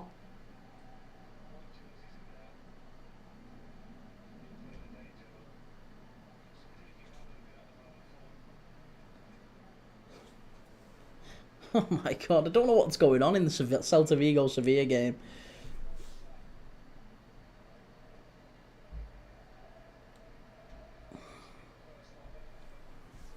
Right, ball into the box here. Michael Keane and Branthwaite. The danger men. Ashley Young's about to whip it in. Good ball in. Near post. It's gone behind. It's going to be a goal kick. Goal kick. It was better with the near post. But it's going to be a goal kick. And I think Sevilla have equalised. Nemanja Gudey has equalised from the spot. Yep, so Celta Vigo 1, Sevilla 1. That is grim. That is so grim. Celta Vigo are going to have to keep all the... Please don't lose that now. Please don't lose that.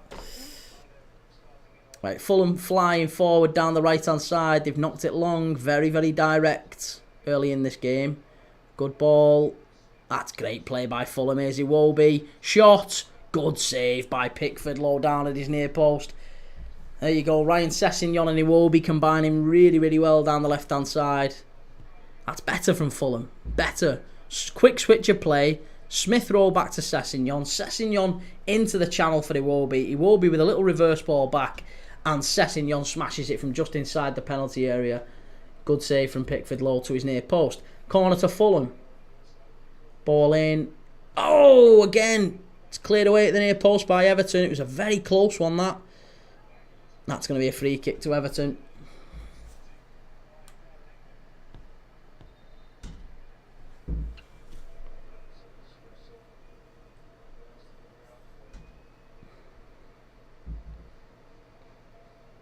Alcaraz has gone down here. I think he's got something in his eye. Oh, no, Alcaraz lands on... Sorry, Anderson lands on top of Alcaraz.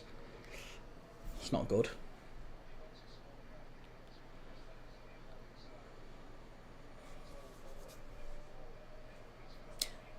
We will have the Bournemouth and Villa teams out coming very, very soon. I just wonder whether or not we'll see any surprises in those. The lineups, the predicted lineups are out. We're not going to see the actual lineups for another 15 minutes or so just yet. Right, here's Decore down the right hand side for Everton. Knocks it back, out of play. You can't, honestly, all of these, they can't pass for more than 5 minutes, Everton. Can't pass for, not even 5 minutes, 5 passes. 5 passes and they give it away. Dreadful. Sessegnon throws it in. Switched over to the far side. They're just trying to make a scrap of it. I think that's all David Moyes has said to him. Just try and make it a physical battle. Because on the ball, they're not... Oh my God. What a save that is from Jordan Pickford. What a save that is from Jordan Pickford. He's hurt himself. I don't know how or what he's done. Is he broke his wrist or something? But he's gone down. I tell you what. It's a long ball over the top. Harry Wilson's running onto it. If this goes in, it's one of the goals of the season. Harry Wilson, Pickford comes out. He's in no man's land. Oh, yeah. I think he's hurt his hand here, Pickford. He might need to go off. It's a lob. It's a lob from Harry Wilson. And Pickford just... He's backtracking. He's going back to his own goal and he just gets a touch on it and parries it wide. But let's just see where he lands on here. Oh, yeah. That's not a good one. That's not a good one. They've put oxygen on Pickford, so that's... Yeah, I'd be surprised if he stays on the pitch here, Jordan Pickford. Be very surprised if he stays on the pitch. He's gone down. He's landed funny on his arm. So we might see João Virginia, maybe. Is he alright? João Virginia's getting warmed up. I think the sub-goalkeeper might be coming on for Everton here. We've not seen much of João Virginia this season, but... I think he might be coming on. Pickford doesn't want to come off. I think he is going to stay on the pitch, actually. Let's just see. They've got to do a quick concussion check, I'm sure, but yeah, Virginia's warming up, but I think Pickford's going to be okay. It's just whether or not they want to take the chance with it. Pickford is going to stay in goal for the corner here. Fulham corner. It's a great save by Pickford. It really was a great save from him. Very, very smart save from England's number one. I don't know where I'd rank him in terms of Everton goalkeepers in my lifetime. Ball into the box here. Flicked on. It comes out to the edge. Fulham get that all wrong. All wrong. And it's gone all the way back to Bernd Leno.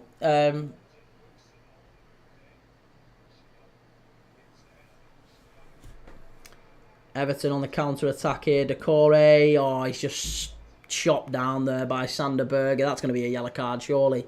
Surely that's a yellow. Yeah, it is. Yellow card. Yellow card for Fulham. First yellow card of the game, that. First yellow card of the game. Everton were away on the counter-attack and Berge with a cynical tackle to bring down Abdoulaye Decore around about the halfway line. Was it Decore? It was Beto. It was Beto. Thought he was moving a bit too fast for Decore. Beto's a lot faster. But he gets past him and Berge just cynically chopped him down. Yellow card on and about the halfway line for Everton. 56 minutes gone. Harrison is over the ball. Ashley Young's over the ball.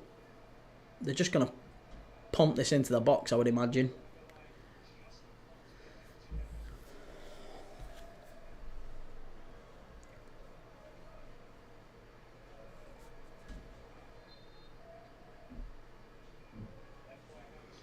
Great ball in. Oh, it falls to the edge of the area. Again, good play by Bassi. And Fulham are away. If they get it right, Mikalenko sweeps up. Good play at the back. All the way back to Pickford, who pumps it long again. It's just lots of long, direct balls from both of these teams. We've not seen much of that nice, neat, interchanging play that, funnily enough, we saw quite a lot of in the Leyton Orient and Stockport game. You know, we talk about the lower leagues often producing better football at times. I thought that was the case today. I think that's been a better watch than this one in terms of actual quality. Teams trying to play on the deck, trying to pass it around. Don't get me wrong, I like to see direct football too, but this has been a lot of long balls, it feels like. Lots of direct physical challenges, and you don't really want to see that. Or at least I don't. I don't want to see it. I want to see teams having a good go at each other.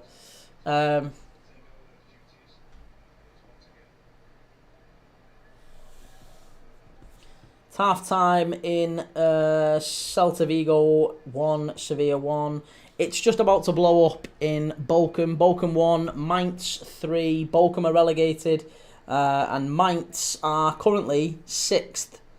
They'll be 4 points off Freiburg, who've also won. Freiburg have got a big, big win over Holstein Kiel as it stands. And Freiburg are currently sat in the Champions League places in the Bundesliga. Mainz certainly on course for at least a Europa League place. RB Leipzig and Bremen drawing has put them back into contention. So it's going to be a big, big game for Dortmund as well later today. Or is it tomorrow, actually, Dortmund? I think it's tomorrow. Everything's still the same elsewhere in the Premier League, by the way. Wolves 0, Brighton 1. Ipswich 0, Brentford 1. And Southampton 0, Manchester City 1. Still just one shot on target in that entire game. Southampton and Manchester City have played for over an hour. Worst team in the Premier League's history. Against arguably the best team we've seen in the Premier League, Manchester City, the champions, the current champions. One shot on target at St Mary's. And City, it's not like City have got nothing to play for. City is still very much fighting for those Champions League places, aren't they? A draw at St Mary's is bloody awful for them, because you could say Forest, Villa and Chelsea win, all of a sudden City are dragged back into it. City could be dragged back into it. They're only 4 points clear of Nottingham Forest. And Forest Yeah, Forest are 4 points behind City as it stands. Yeah, they win that. They're only a point behind them. Who have they got left? Who have they got next? Forest, Leicester. Forest have got Leicester tomorrow. We're going to be doing that game. Forest beat Leicester tomorrow. Villa beat Bournemouth in the 5:30. There'll be 2 points separating Manchester City in third and Villa in seventh. So, yeah, City need to win. City desperately need to win at St Mary's. That's massive. Absolutely massive. They can't afford to lose. Can't afford to draw. This is the one sort of gimme in City's last few games. They've still got to come here on the last day, haven't they? Man City facing Fulham at Craven Cottage. Fulham are pushing forward again. Harry Wilson with a header just over the bar. Well, miles over the bar. Not just over the bar. Miles over the bar.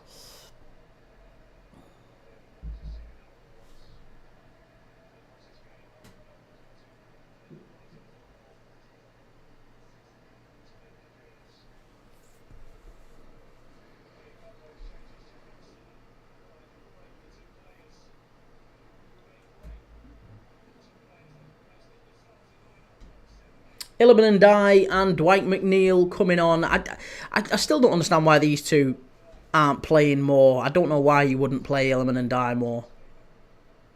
I don't know what Moyes is doing. I don't know if he's maybe just trying to give other players opportunities. But I think if you've already decided that you're not keeping Jack Harrison isn't going to be an Everton player next year. If Jack Harrison is an Everton player next year, something has gone dreadfully wrong. If I think, to be honest, if Alcaraz is an Everton player next season, I'm not entirely sure it's a smart move. The same could probably be said of a few players in that Everton side, not beyond the ones that have that are out of contract.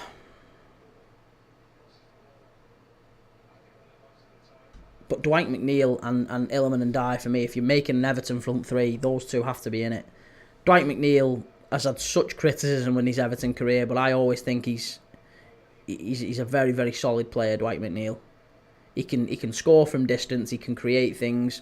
I just think he's been one of the better signings Everton have made over the years, one of the smarter signings they've made over the years. And here he is, gets forward, plays it into Beto, who loses it immediately, but well won by that man Idrissa Gana Gueye yet again. And Fulham win it back. And now they drive forward. Here's Smith Rowe. That's a foul. It's going to be a yellow card, surely, for Ashley Young. No? Ah, cynical. That was worse than Burgers. 10 minutes ago. Smith Rowe just dances past Ashley Young, and Ashley Young doesn't even try for the ball. Doesn't even try for it. Just puts a leg out, makes sure he trips him up. Clear yellow card. Not a yellow card from the referee's perspective. Smith Rowe comes off and Adama Traore comes on. That man again. The one I said, I'm telling you, he should be an Everton player next year. Adama Traore to Everton. Watch it. Watch out for it. He's going to be leaving Fulham. He's going to leave Fulham on a free transfer, and he would be Everton's most creative outlet. Callum, I'm back. Just played 2 FIFA games with my brother. Nice. No worries, man. As I say, most people tend to dip in and out through the day. We've had quite a few who do stick with us throughout the day, but I don't expect you all to.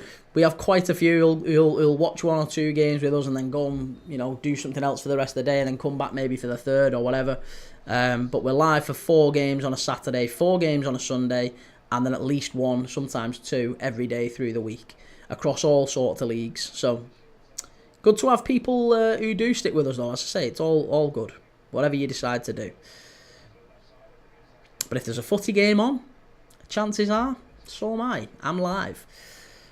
Here's Dwight McNeil, good players. Beto down the right-hand side for Everton. Cleared away. Oh, that's a foul. Branthwaite, that's a foul on Raul Jimenez. That should be a yellow again. Is he going to give him a yellow? No. Ref's not been particularly even-handed with his fouls and yellows, I have to say. That probably should have been a yellow card for Branthwaite. Another cynical foul there. I did call it in the other hat. I called it with Sander Berge when he knocked Decore down. So it's not just because I'm a Liverpool fan, by the way. I absolutely did call it the other way. But that was a yellow card.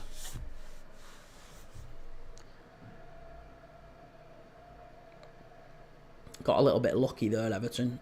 Here's Iwobi. Sessegnon. Back out to Berge. Back out to Iwobi. 25 minutes left here. Are we going to get a winner? Are we going to get a winner? John Marsden, I'm still here just listening as on my PC. Nice. Nice, John. Yeah, no worries, mate. Like I say, it's good to have you, mate. Good to have you. Callum might put on Lazio instead of Villa Bournemouth. To be fair, Liverpool's season is over as well. So don't really need to look at the Prem now, apart from us tomorrow. See, to be honest, I just think every game, or at least every game week, there's always something. There's always something riding on it. Today, Fulham still have the chance to get European football, so this was a big game for them. They have to win this. City at Southampton, it's 0-0. If you don't beat Southampton away, there's nothing. You don't deserve Champions League football. So City are going to have to do something in that game. Because if it finishes 0-0, I think they might get dragged back into it. And I thought after they beat Villa in the last minute, they might just be okay. I thought that might be it for them. Great play by Fulham. Comes out to the edge of the area. And even better defending that. I don't know who that was who got back. Was it Dwight McNeil? Came to Pereira on the edge of the area. I think Dwight McNeil got back and won it. But good play. Really good play.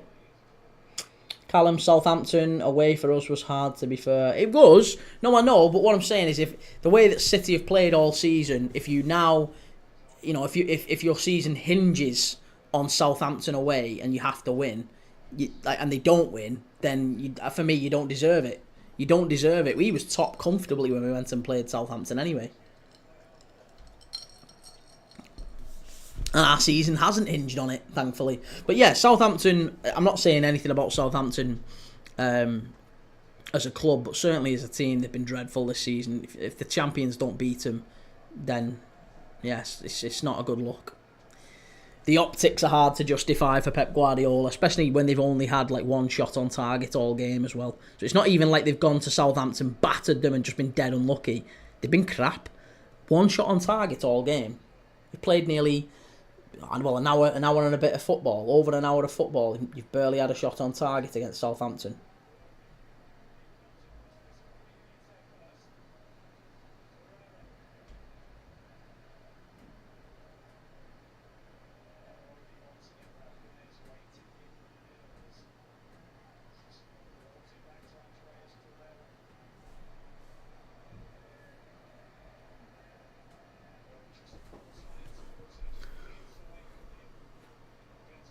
Here's Beto. Oh, that's good play by Dwight McNeil, getting down the far side. He skinned Andreas Pereira. This is really good from Dwight McNeil. Unlucky, really unlucky. And that's where you need support. That is where he needs support. Callum, why did Sky stop La Liga games? I don't know, mate. I think it's because most of it you can get on La Liga TV. I mean, you can subscribe to La Liga TV. You can get everything then. It's just TV rights deals, isn't it? And they just once you've not got the channels, and yeah, I don't know, mate. Right, Bremen 0, Leipzig 0. That's finished in the Bundesliga. Don't think either team will be particularly happy with that. Both were hoping to chase down European football, so Bremen, still been a decent season for them, but that's probably over for them now. Leipzig, they're probably still in with a chance, but they're going to have to pull the socks up. That's going to be a corner to Everton here. Calvin Bassey just got shoved into the photographers there. Oh no, it's Sessegnon. I thought it was Bassey. Sessegnon got shoved into the photographers by Alcaraz. And now Alcaraz is going over to take the corner for Everton.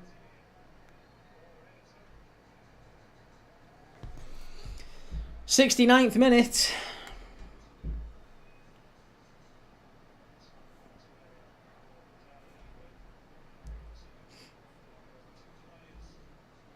Here we go. According to Opta, Southampton are 20 minutes away from a goalless draw, but they're starting to look like they might be the ones to go and get a winner. Corner to Everton here. 69th minute. Are we going to get a winner here? Are we going to get a winner here? Dwight McNeil has made a difference since he's come on. It's not Alcaraz who's going to take the corner. It's going to be Dwight McNeil. And he's going to whip it into the box. Ball in. Oh, it's a great header at the back stick. Who's that? Who was that? Michael Keane. Why are they not running to Michael Keane? It was Michael Keane who scored that. Christ, they all ran to the corner. They all ran to Dwight McNeil. It was Michael Keane. It's 2-1 Everton. I've never seen that before. The ball got sent to the far post and Michael Keane went bang. Smashed it in at the far... Great header. Fabulous header. Smashes it in at the far post. And all the players immediately ran to Dwight McNeil. It was just Michael Keane left on his own at the far post going, yes, get in there. What happened? I was going to say, everyone seemed to forget what was going on. It's just a really good header from Michael Keane. He gets round the back. Who's that who doesn't track him? Who doesn't track him there? Is that Harry Wilson? Who is it? Number 7. No, it's not. It's Pereira. It's not number 7. It's Pereira. Andreas Pereira switches off. And do you know what? And he looks at his teammates and goes, whoa, come on, lads. That's not good enough for that. This level, you've got to track your runners. Michael Keane has just scored. Fulham 1, Everton 2, last 20 minutes. Fulham now. Oh, checking goal. Possible foul. I didn't see a foul. Let's have a look. What's the foul? What's the check? What are they checking? Who's the... Offside? Checking possible offside? Checking possible offside? Who's offside? There's no way that's offside. That's not offside. Again, Liverpool fan here. That's not offside. It's a ball to the far post. It's a corner. Michael Keane runs round the back. Bang. Great header. What's wrong?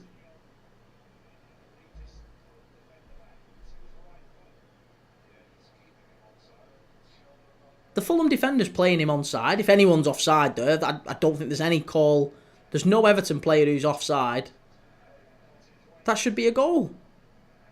Is it going to be a goal?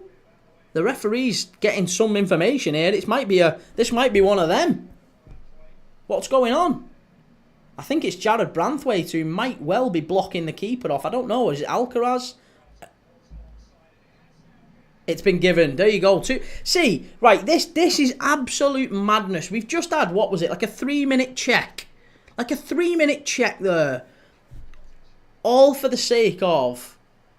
We all saw it. I don't understand there was any justification there for that being a 3-minute check. It's so ridiculous. It should have been game, set and match, that. Game, set and match.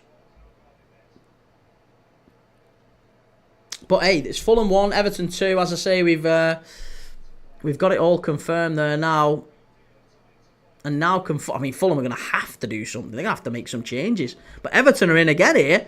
Here's Beto down the left-hand side. He's had the keeper's had a murder and it's 3-1. The keeper's had an absolute disaster and it's 3-1. It's 3-1. Burned Leno and he knows it's 3-1. Beto has just scored. Fulham 1, Everton 3, and I'm kind of flabbergasted how this is 3-1. Fulham were 1-0 up and coasting in that first half. Mikalenko scores a deflected goal, bang on half time. Michael Keane scores a perfectly good one just then. That again, no problem with that. And now Beto, he has a shot from outside the area. Outside the area with his right foot. Let's just see this back. I want to watch whether or not Leno's...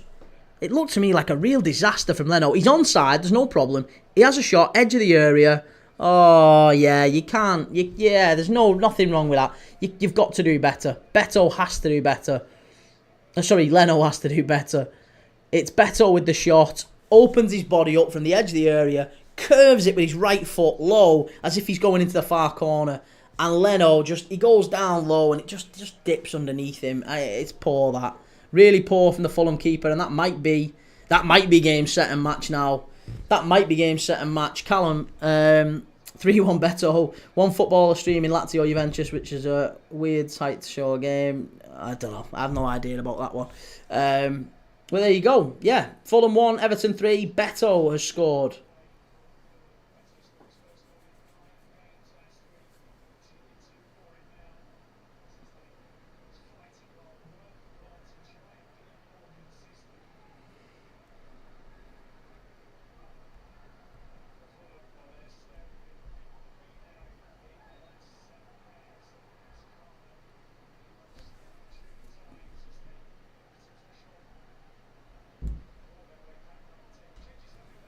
Right, Willian and Kearney have come on for Fulham. It's been a pretty rough second half for Fulham. I honestly don't think we're going to get any more goals in this now. Yeah,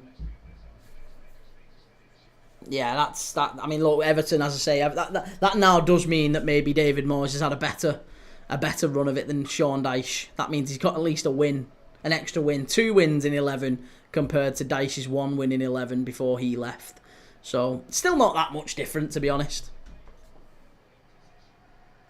But 2 quick-fire goals from Keane and Beto have just put Everton bang in charge here.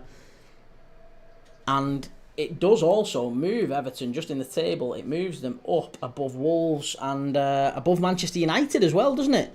Above Wolves and Manchester United, Everton are now into 13th.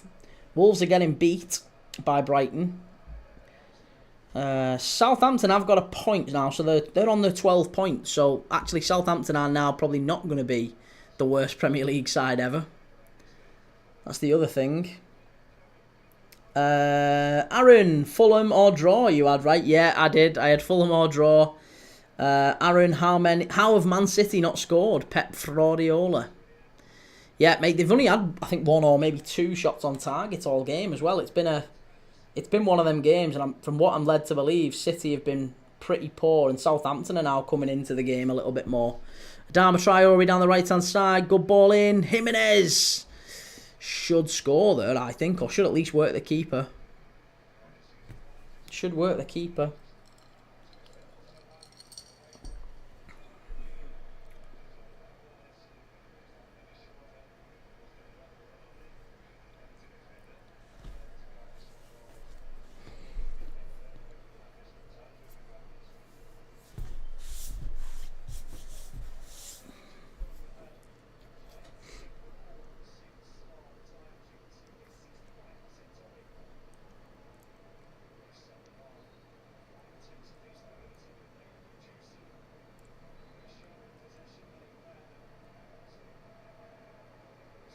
Aaron, I have them to win on my bet as well. Yeah, I would never ever have gone for City to win today at Southampton. I was thinking about it with like a handicap of 1, but just to win it was really poor odds. Really poor odds. Long ball forward. Cleared away by Bassi. Fulham have still got time here. I'm sure they're not going to look at this as a... they've got 15 minutes left in this game, so it's more than enough time to score 2 goals if they get the socks up, if they get their act together, pull the socks up rather. It's a foul. Jared Branthwaite off the ball. It's going to be a free kick to Fulham. Right, they've got to knock the ball into the box here now. They're going to have to do something soon, Fulham, if they've got any chance of winning this. Still, Ipswich 0, Brentford 1, Southampton 0, City 0, Wolves 0, Brighton 1. And obviously Fulham 1, Everton 3 here. Celta Vigo 1, Sevilla 1 in La Liga. That's still ongoing. Celtic are now 3-1 up against Hibs. Dundee 0, St Mirren 2. St Johnstone 2, Ross County 1, Kilmarnock 1, Dundee 1, and Hearts 3, Motherwell 0. Everton playing really well, actually. That's some good play down that right-hand side. Here's Alcaraz. Wins the ball back. It's going to go out for a throw. Yeah, much better that from Everton. Much better. Marco Silva looking a bit tired. Very tired. Frustrated. Putting a very forlorn figure in the stands. John Marsden, I reckon 4-1 Everton. Yeah, I mean, I wouldn't have said that before the game. I wouldn't have said that half-time, even when it was 1-1. But they've come out the second half and they've done all right, actually, Everton. I think Fulham have let themselves down. They've had a couple of... To concede off the set piece and then to concede the goal that they did with Beto, that's unforgivable. Unforgivable, that from the keeper. It was Mikalenko there getting forward for Everton, but we're approaching the 80th minute now. We're into minute 80 of the 90, still 10 to go. Plus injury time. Can Fulham get one? If they get one in the next five minutes or so, it might make it interesting. They've not really created much since the goals, though. I've got to level with you. I'm not holding out too much hope that Fulham can pinch anything.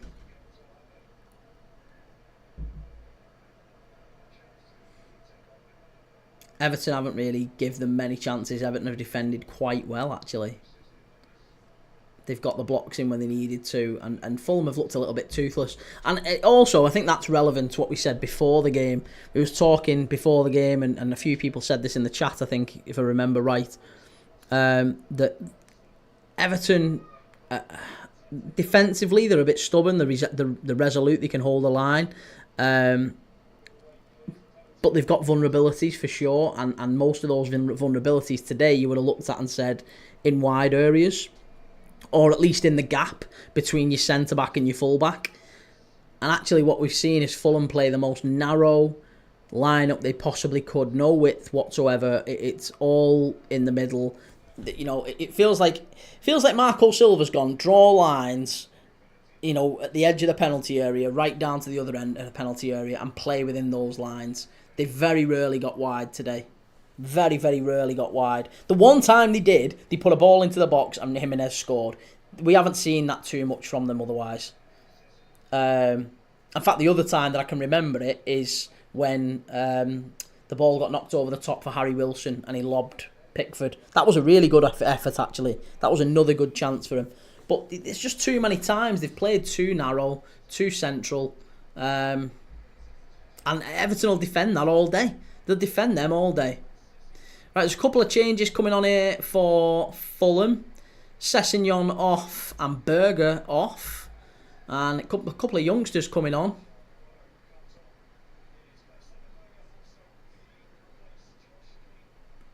Josh King coming on. And Goda coming on. Josh King, not the Josh King, I should say. Is it Josh King younger? Is it the younger Josh King? Is he any relation to Josh King? That'll make me feel well old if that's the case. Surely not.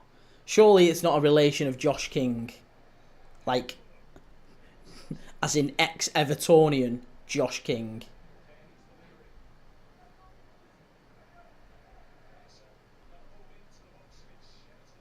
Central midfielder for Fulham. Club career. Yeah, no, he's no relation. He's no relation.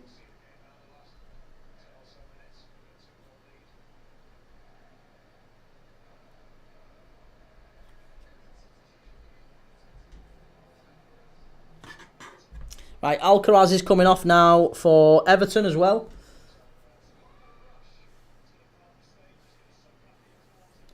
Who's coming on for Everton?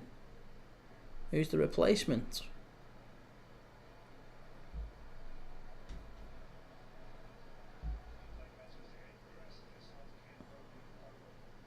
Timur Abunam. Callum, Bournemouth 3, Villa 1. Okay. Well, let's have a look, actually. While we're here, let's have a look at the lineups quickly for Villa and Bournemouth, because they have just come out, so we can talk through them. Bournemouth lineup is Arida Balaga in goal. It's Smith at right back, Zabarnyi, Hyson and Kirkes at left back. Tyler Adams and Lewis Cook in midfield with Alex Scott just in front. Semenyo right, Tavernier left, Evan Nilsson up front. So no Ouattara. Ouattara's out injured. Obviously Sinistera's still out injured. No Kluivert. Kluivert's been dropped to the bench in that one. For Aston Villa, it is Martinez in goal. It's Luca Dean left back, Mings and Conter at centre back with Matty Cash at right back. Onana and Kamara sitting with Marcus Asensio at central, sort of number 10, I guess. Onana and Kamara just behind. Asensio in the 10, Ramsey left, Rodgers right, and Ollie Watkins up front. Rashford is out with hamstring injury, Tielemans too, so neither of those in. Connor Hetfield placed a bet on a comeback. Come on, Fulham. We got 5 minutes, Connor. 5 minutes. If I'm honest, I don't see Fulham scoring even one. I don't see Fulham scoring even one. They've been really poor second half. Apart from the one lob with Harry Wilson, where they got in behind Everton's defence, and again that was a ball played through the channel in between centre back and right back, or centre back and left back. It's always those areas where they've been able to hurt Everton, and they need width to do that. It's like they're playing with 5 centre mids. Branthwaite did well there, very, very well. Put a bit of extra pass, bit of extra weight on the pass back to Pickford. It's a foul to Everton. Poor that from Kenny Tete. Got to do better. Illiman and Dye taking the foul. He's good at that, Illiman and Dye, isn't he? Winning the fouls, getting Everton up the pitch. That's the sort of thing they use him for quite well. Into the 87th minute we go. 4 minutes of normal time plus injury time to go. It's another goal at Molineux. Wolves 0, Brighton 2. Wolves 0, Brighton 2. Who scored it? Who scored it? Welbeck had one disallowed for offside in the 23rd minute. He scored a penalty in the 28th. I wonder if he's got a second in the 85th. Is it Welbeck? Is it Danny Welbs? Is it Welbs? Who scored? Come on. Gruder. Brian Gruder has scored for Brighton. Southampton and City is still 0-0. 89th minute there. 89th minute at St Mary's. You'd never have said that. City not even laying a glove on Southampton. Barely laying a glove on him.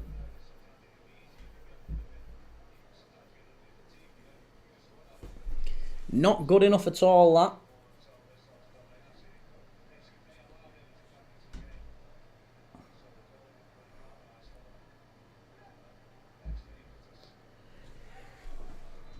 Oh, it was a free kick to Everton there. I thought he was going to point to the spot there.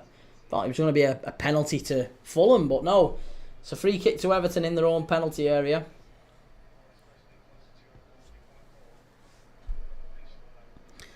Willian with a good ball in. He did well there.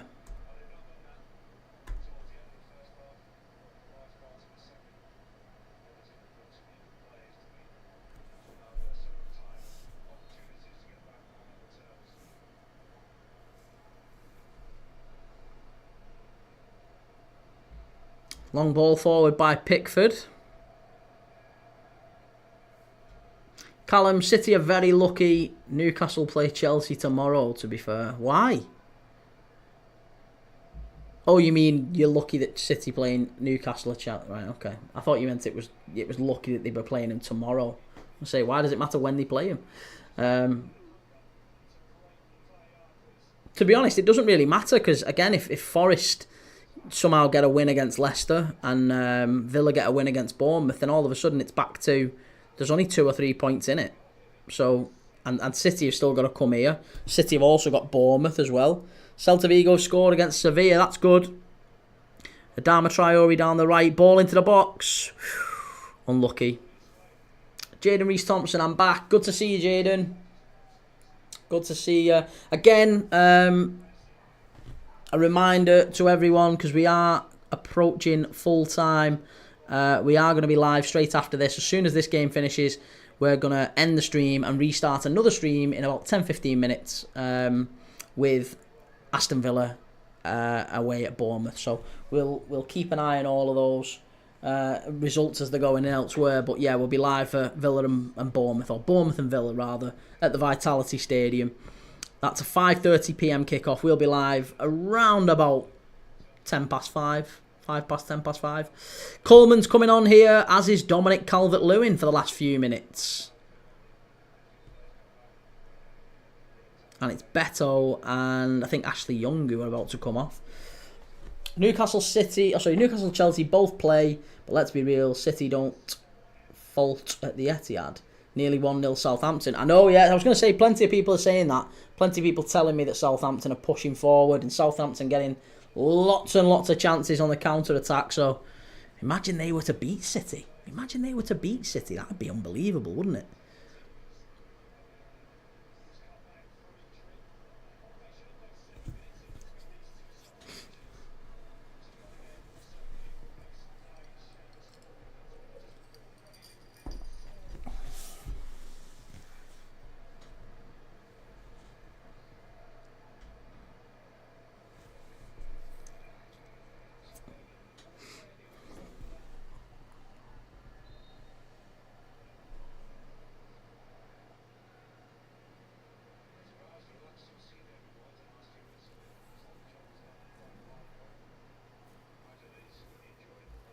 Oh, balls hit the referee. They're going to give a free kick to Fulham there. 7 minutes of added on time, by the way. Forgot to tell you that. 90 minutes, 48 seconds on the clock. 7 minutes of added on time. Fulham are going to have to do something in the next minute or two if they've got any chance. They need a good few minutes to try and pinch it. Can't see it.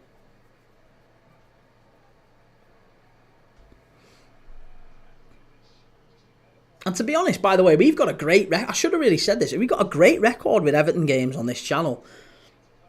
We've I don't think we've done a game where Everton have been beat. That's a lie. We did the Merseyside derby, but you know we've done. I know Ipswich last week was a 2-2, but we did Forest against Everton. That was a 3 o'clock Saturday kickoff. Everton won it in the last minute. Bit of a good luck omen for Everton. Whenever we tend to watch them, they play quite well. Callum, I'm just hoping we play free footy tonight with Champions League confirmed for Atletico. Yeah, it'll be a good game, that one. We'll watch that, as I say, 8 o'clock. We'll see what time, see how that one goes. Irabunum, good block. And it's a goal kick to Everton. Pickford about to send it up. 5 minutes or so to go in this one. We'll be live for Bournemouth and Villa straight after, and then tonight we're going to be doing Atletico Madrid against Real Sociedad in La Liga. Live watch along starts at about 7:45, 8 o'clock kickoff in that one, and we're live for 4 games tomorrow as well. I forgot to tell you, if you've not been around earlier in the stream, live for 4 games tomorrow. 12 o'clock kickoff, Newcastle against Chelsea. We'll be live at 11 a.m. And then we'll be live at 2:15 is the kickoff. I think Nottingham Forest against Leicester. 2:15 p.m. kickoff. We'll be live about half an hour before that one. Straight after that, it's going to be Liverpool against Arsenal for the Guard of Honour for the Reds, for the champions. And straight after that, we will be doing Real Betis against Osasuna. Again, La Liga, trips to La Liga. Both of those teams in with a chance of European football. So lots and lots of good football on over the next few weeks in over the remainder of the season. Shot, chance, cleared away. Too easy. Straight into Pickford's hands. That. Callum, I hope the Paul goes through Zubamendi. I don't think you're going to manage that one, to be honest. I think Zubamendi's very, very good. He's one of those press-resistant midfielders, isn't he? He's very, very good on the ball.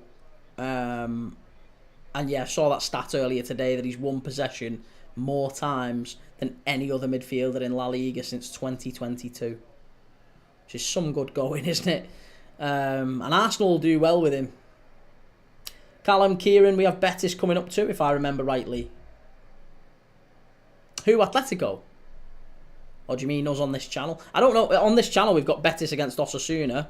And I think they've got another Betis game not long after that. You'd have to check the schedule, I'm not sure. But I've scheduled pretty much up to about the 21st of May. And then I need to do some more after that, because obviously we've got more games coming up. We've got the Conference League, we've got the Champions League final, which is now set in date. We've got all that confirmed. Good ball forward. Everton very nearly hitting on the counter-attack, but Fulham just about pinch it back.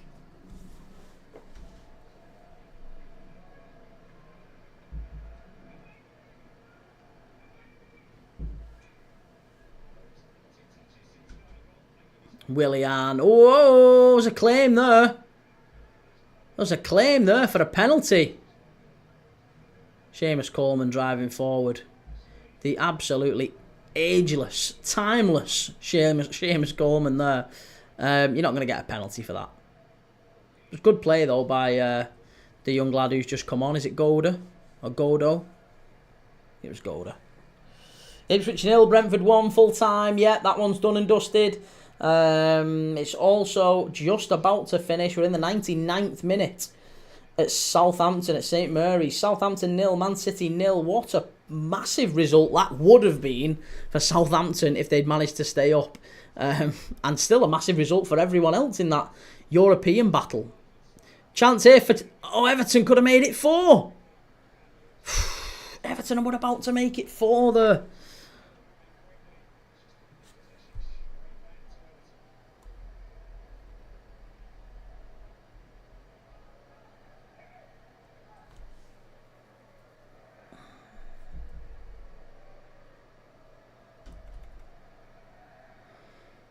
They're doing the Olays now, the Everton fans. They're absolutely delighted with this. Southampton 0, Man City 0. That's finished. That's a bad result for City. That is a really bad result for City. It could well be a really important result for City come the end of the season. I guess we'll see. About 30 seconds or so left in this one. There won't be long. And I'm sure the referee will be blowing up. Fulham 1, Everton 3. I think that might be it, done and dusted. Wolves and Brighton is still 2-0 Brighton. That one is seconds left. Callum, Osasuna versus Atletico Madrid next week, then Atletico versus Betis next Sunday. Again, as long as they don't conflict with Premier League games, big Premier League games, I don't mind. I will absolutely, keep an open mind about watching those. But, yeah, I'm not going to just watch Atletico games or La Liga games if they conflict with good Premier League ones. We've got to prioritise Premier League on Premier League, Dad. Especially if there's good games to watch. So I'll have a look at the schedule and I'll let you know. Callum, Southampton's best home point of the season. I know. Yeah, I know. It's sad. It's a shame that it won't mean anything. There's a check for a handball and a potential penalty here. Mikalenko, ball into the box from Adama Traore. I don't think you're going to get a penalty for that. They've blown up at Molineux. Wolves 0, Brighton 2. You're not getting a penalty for that. You're not getting a penalty for that. No chance.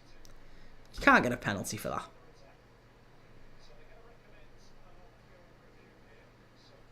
What? They're going to recommend an on-field review. It could be a penalty, this. It's going to be a penalty. I mean, it's too late. You would imagine it's too late in the day, but it could be Fulham 2, Everton 3 here. If the referee goes to the monitor and has a look.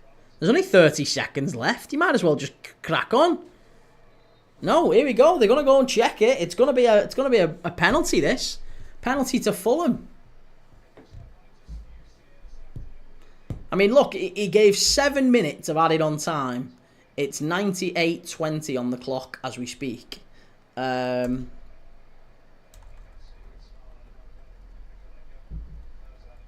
He is going to check it. I don't think that's a penalty. Adama Traore puts a cross in. Mikalenko, I mean, you can't give that for a... You can't give that. You can't give that. That's not a penalty. He's this far away from him. And Mikalenko's running. He's running. You've got it. I mean, there's natural movement when you're running like that. You can't give that for a... You give penalties like that, the game's done. Game's done if you give penalty for that. That's not a pen. That's not a penalty. It's not a penalty. I'm sorry. It's not. And it's so ridiculous as well. Because he'll give the penalty. They'll probably score it. And then he'll blow up as soon as it's done. So he fannied around here now for 4 minutes. He's going to give it. He's going to give it. There you go. He's having a look. He's gone over. No penalty. That's one of the first times I've ever seen that. It's one of the first times I've ever seen that. The ref's gone over. He's had a look. He still doesn't think it's a pen. And David Moyes is going like that and clapping and applauding. Well done to that referee. I agree with that. I'm so glad we've seen that happen now. I'm so glad we've seen that happen. Because it's very, very rare you see anything like that, don't you? It's very, very rare you see anything like that happen. Aaron, Pep, don't bottle top four for your sake. Ball into the box, Fulham, and it's gone into Pickford's arms, and that is it. It's blown up. He's blown up the referee. 3-1. Fulham 1, Everton 3. I mean, that... it was a mad end to the game, to be honest. Fulham, I thought were good value for it in the first half, and somehow they go in at half-time level. Then Everton, couple of quick goals, and all of a sudden they're 3-1 up. And you know, fair play to him. Everton had played well in that second half. Fulham, they kind of lost their heads a little bit. At the end of the game, the referee makes a really, really big decision, a big call. He gets sent to the monitor by his VAR, goes over, has a look at it, and still sticks with his original decision. I don't think that's a penalty. And I hope David Moyes comes out and says, well done to that referee. Well done. We've got to celebrate referees when they do things like that. I think that was the right thing for the referee to do. So, let me know what you think, by the way. Let me know what you think. I am just going to go and get a quick drink and sort myself out, and then I'm going to go and get the live back up and running for Bournemouth against Aston Villa. That one kicks off at 5:30, so I'll be live again in about 15 minutes or so. Let me know what you're thinking in the chat, and I will see you in about 15 minutes or so. Take it easy. See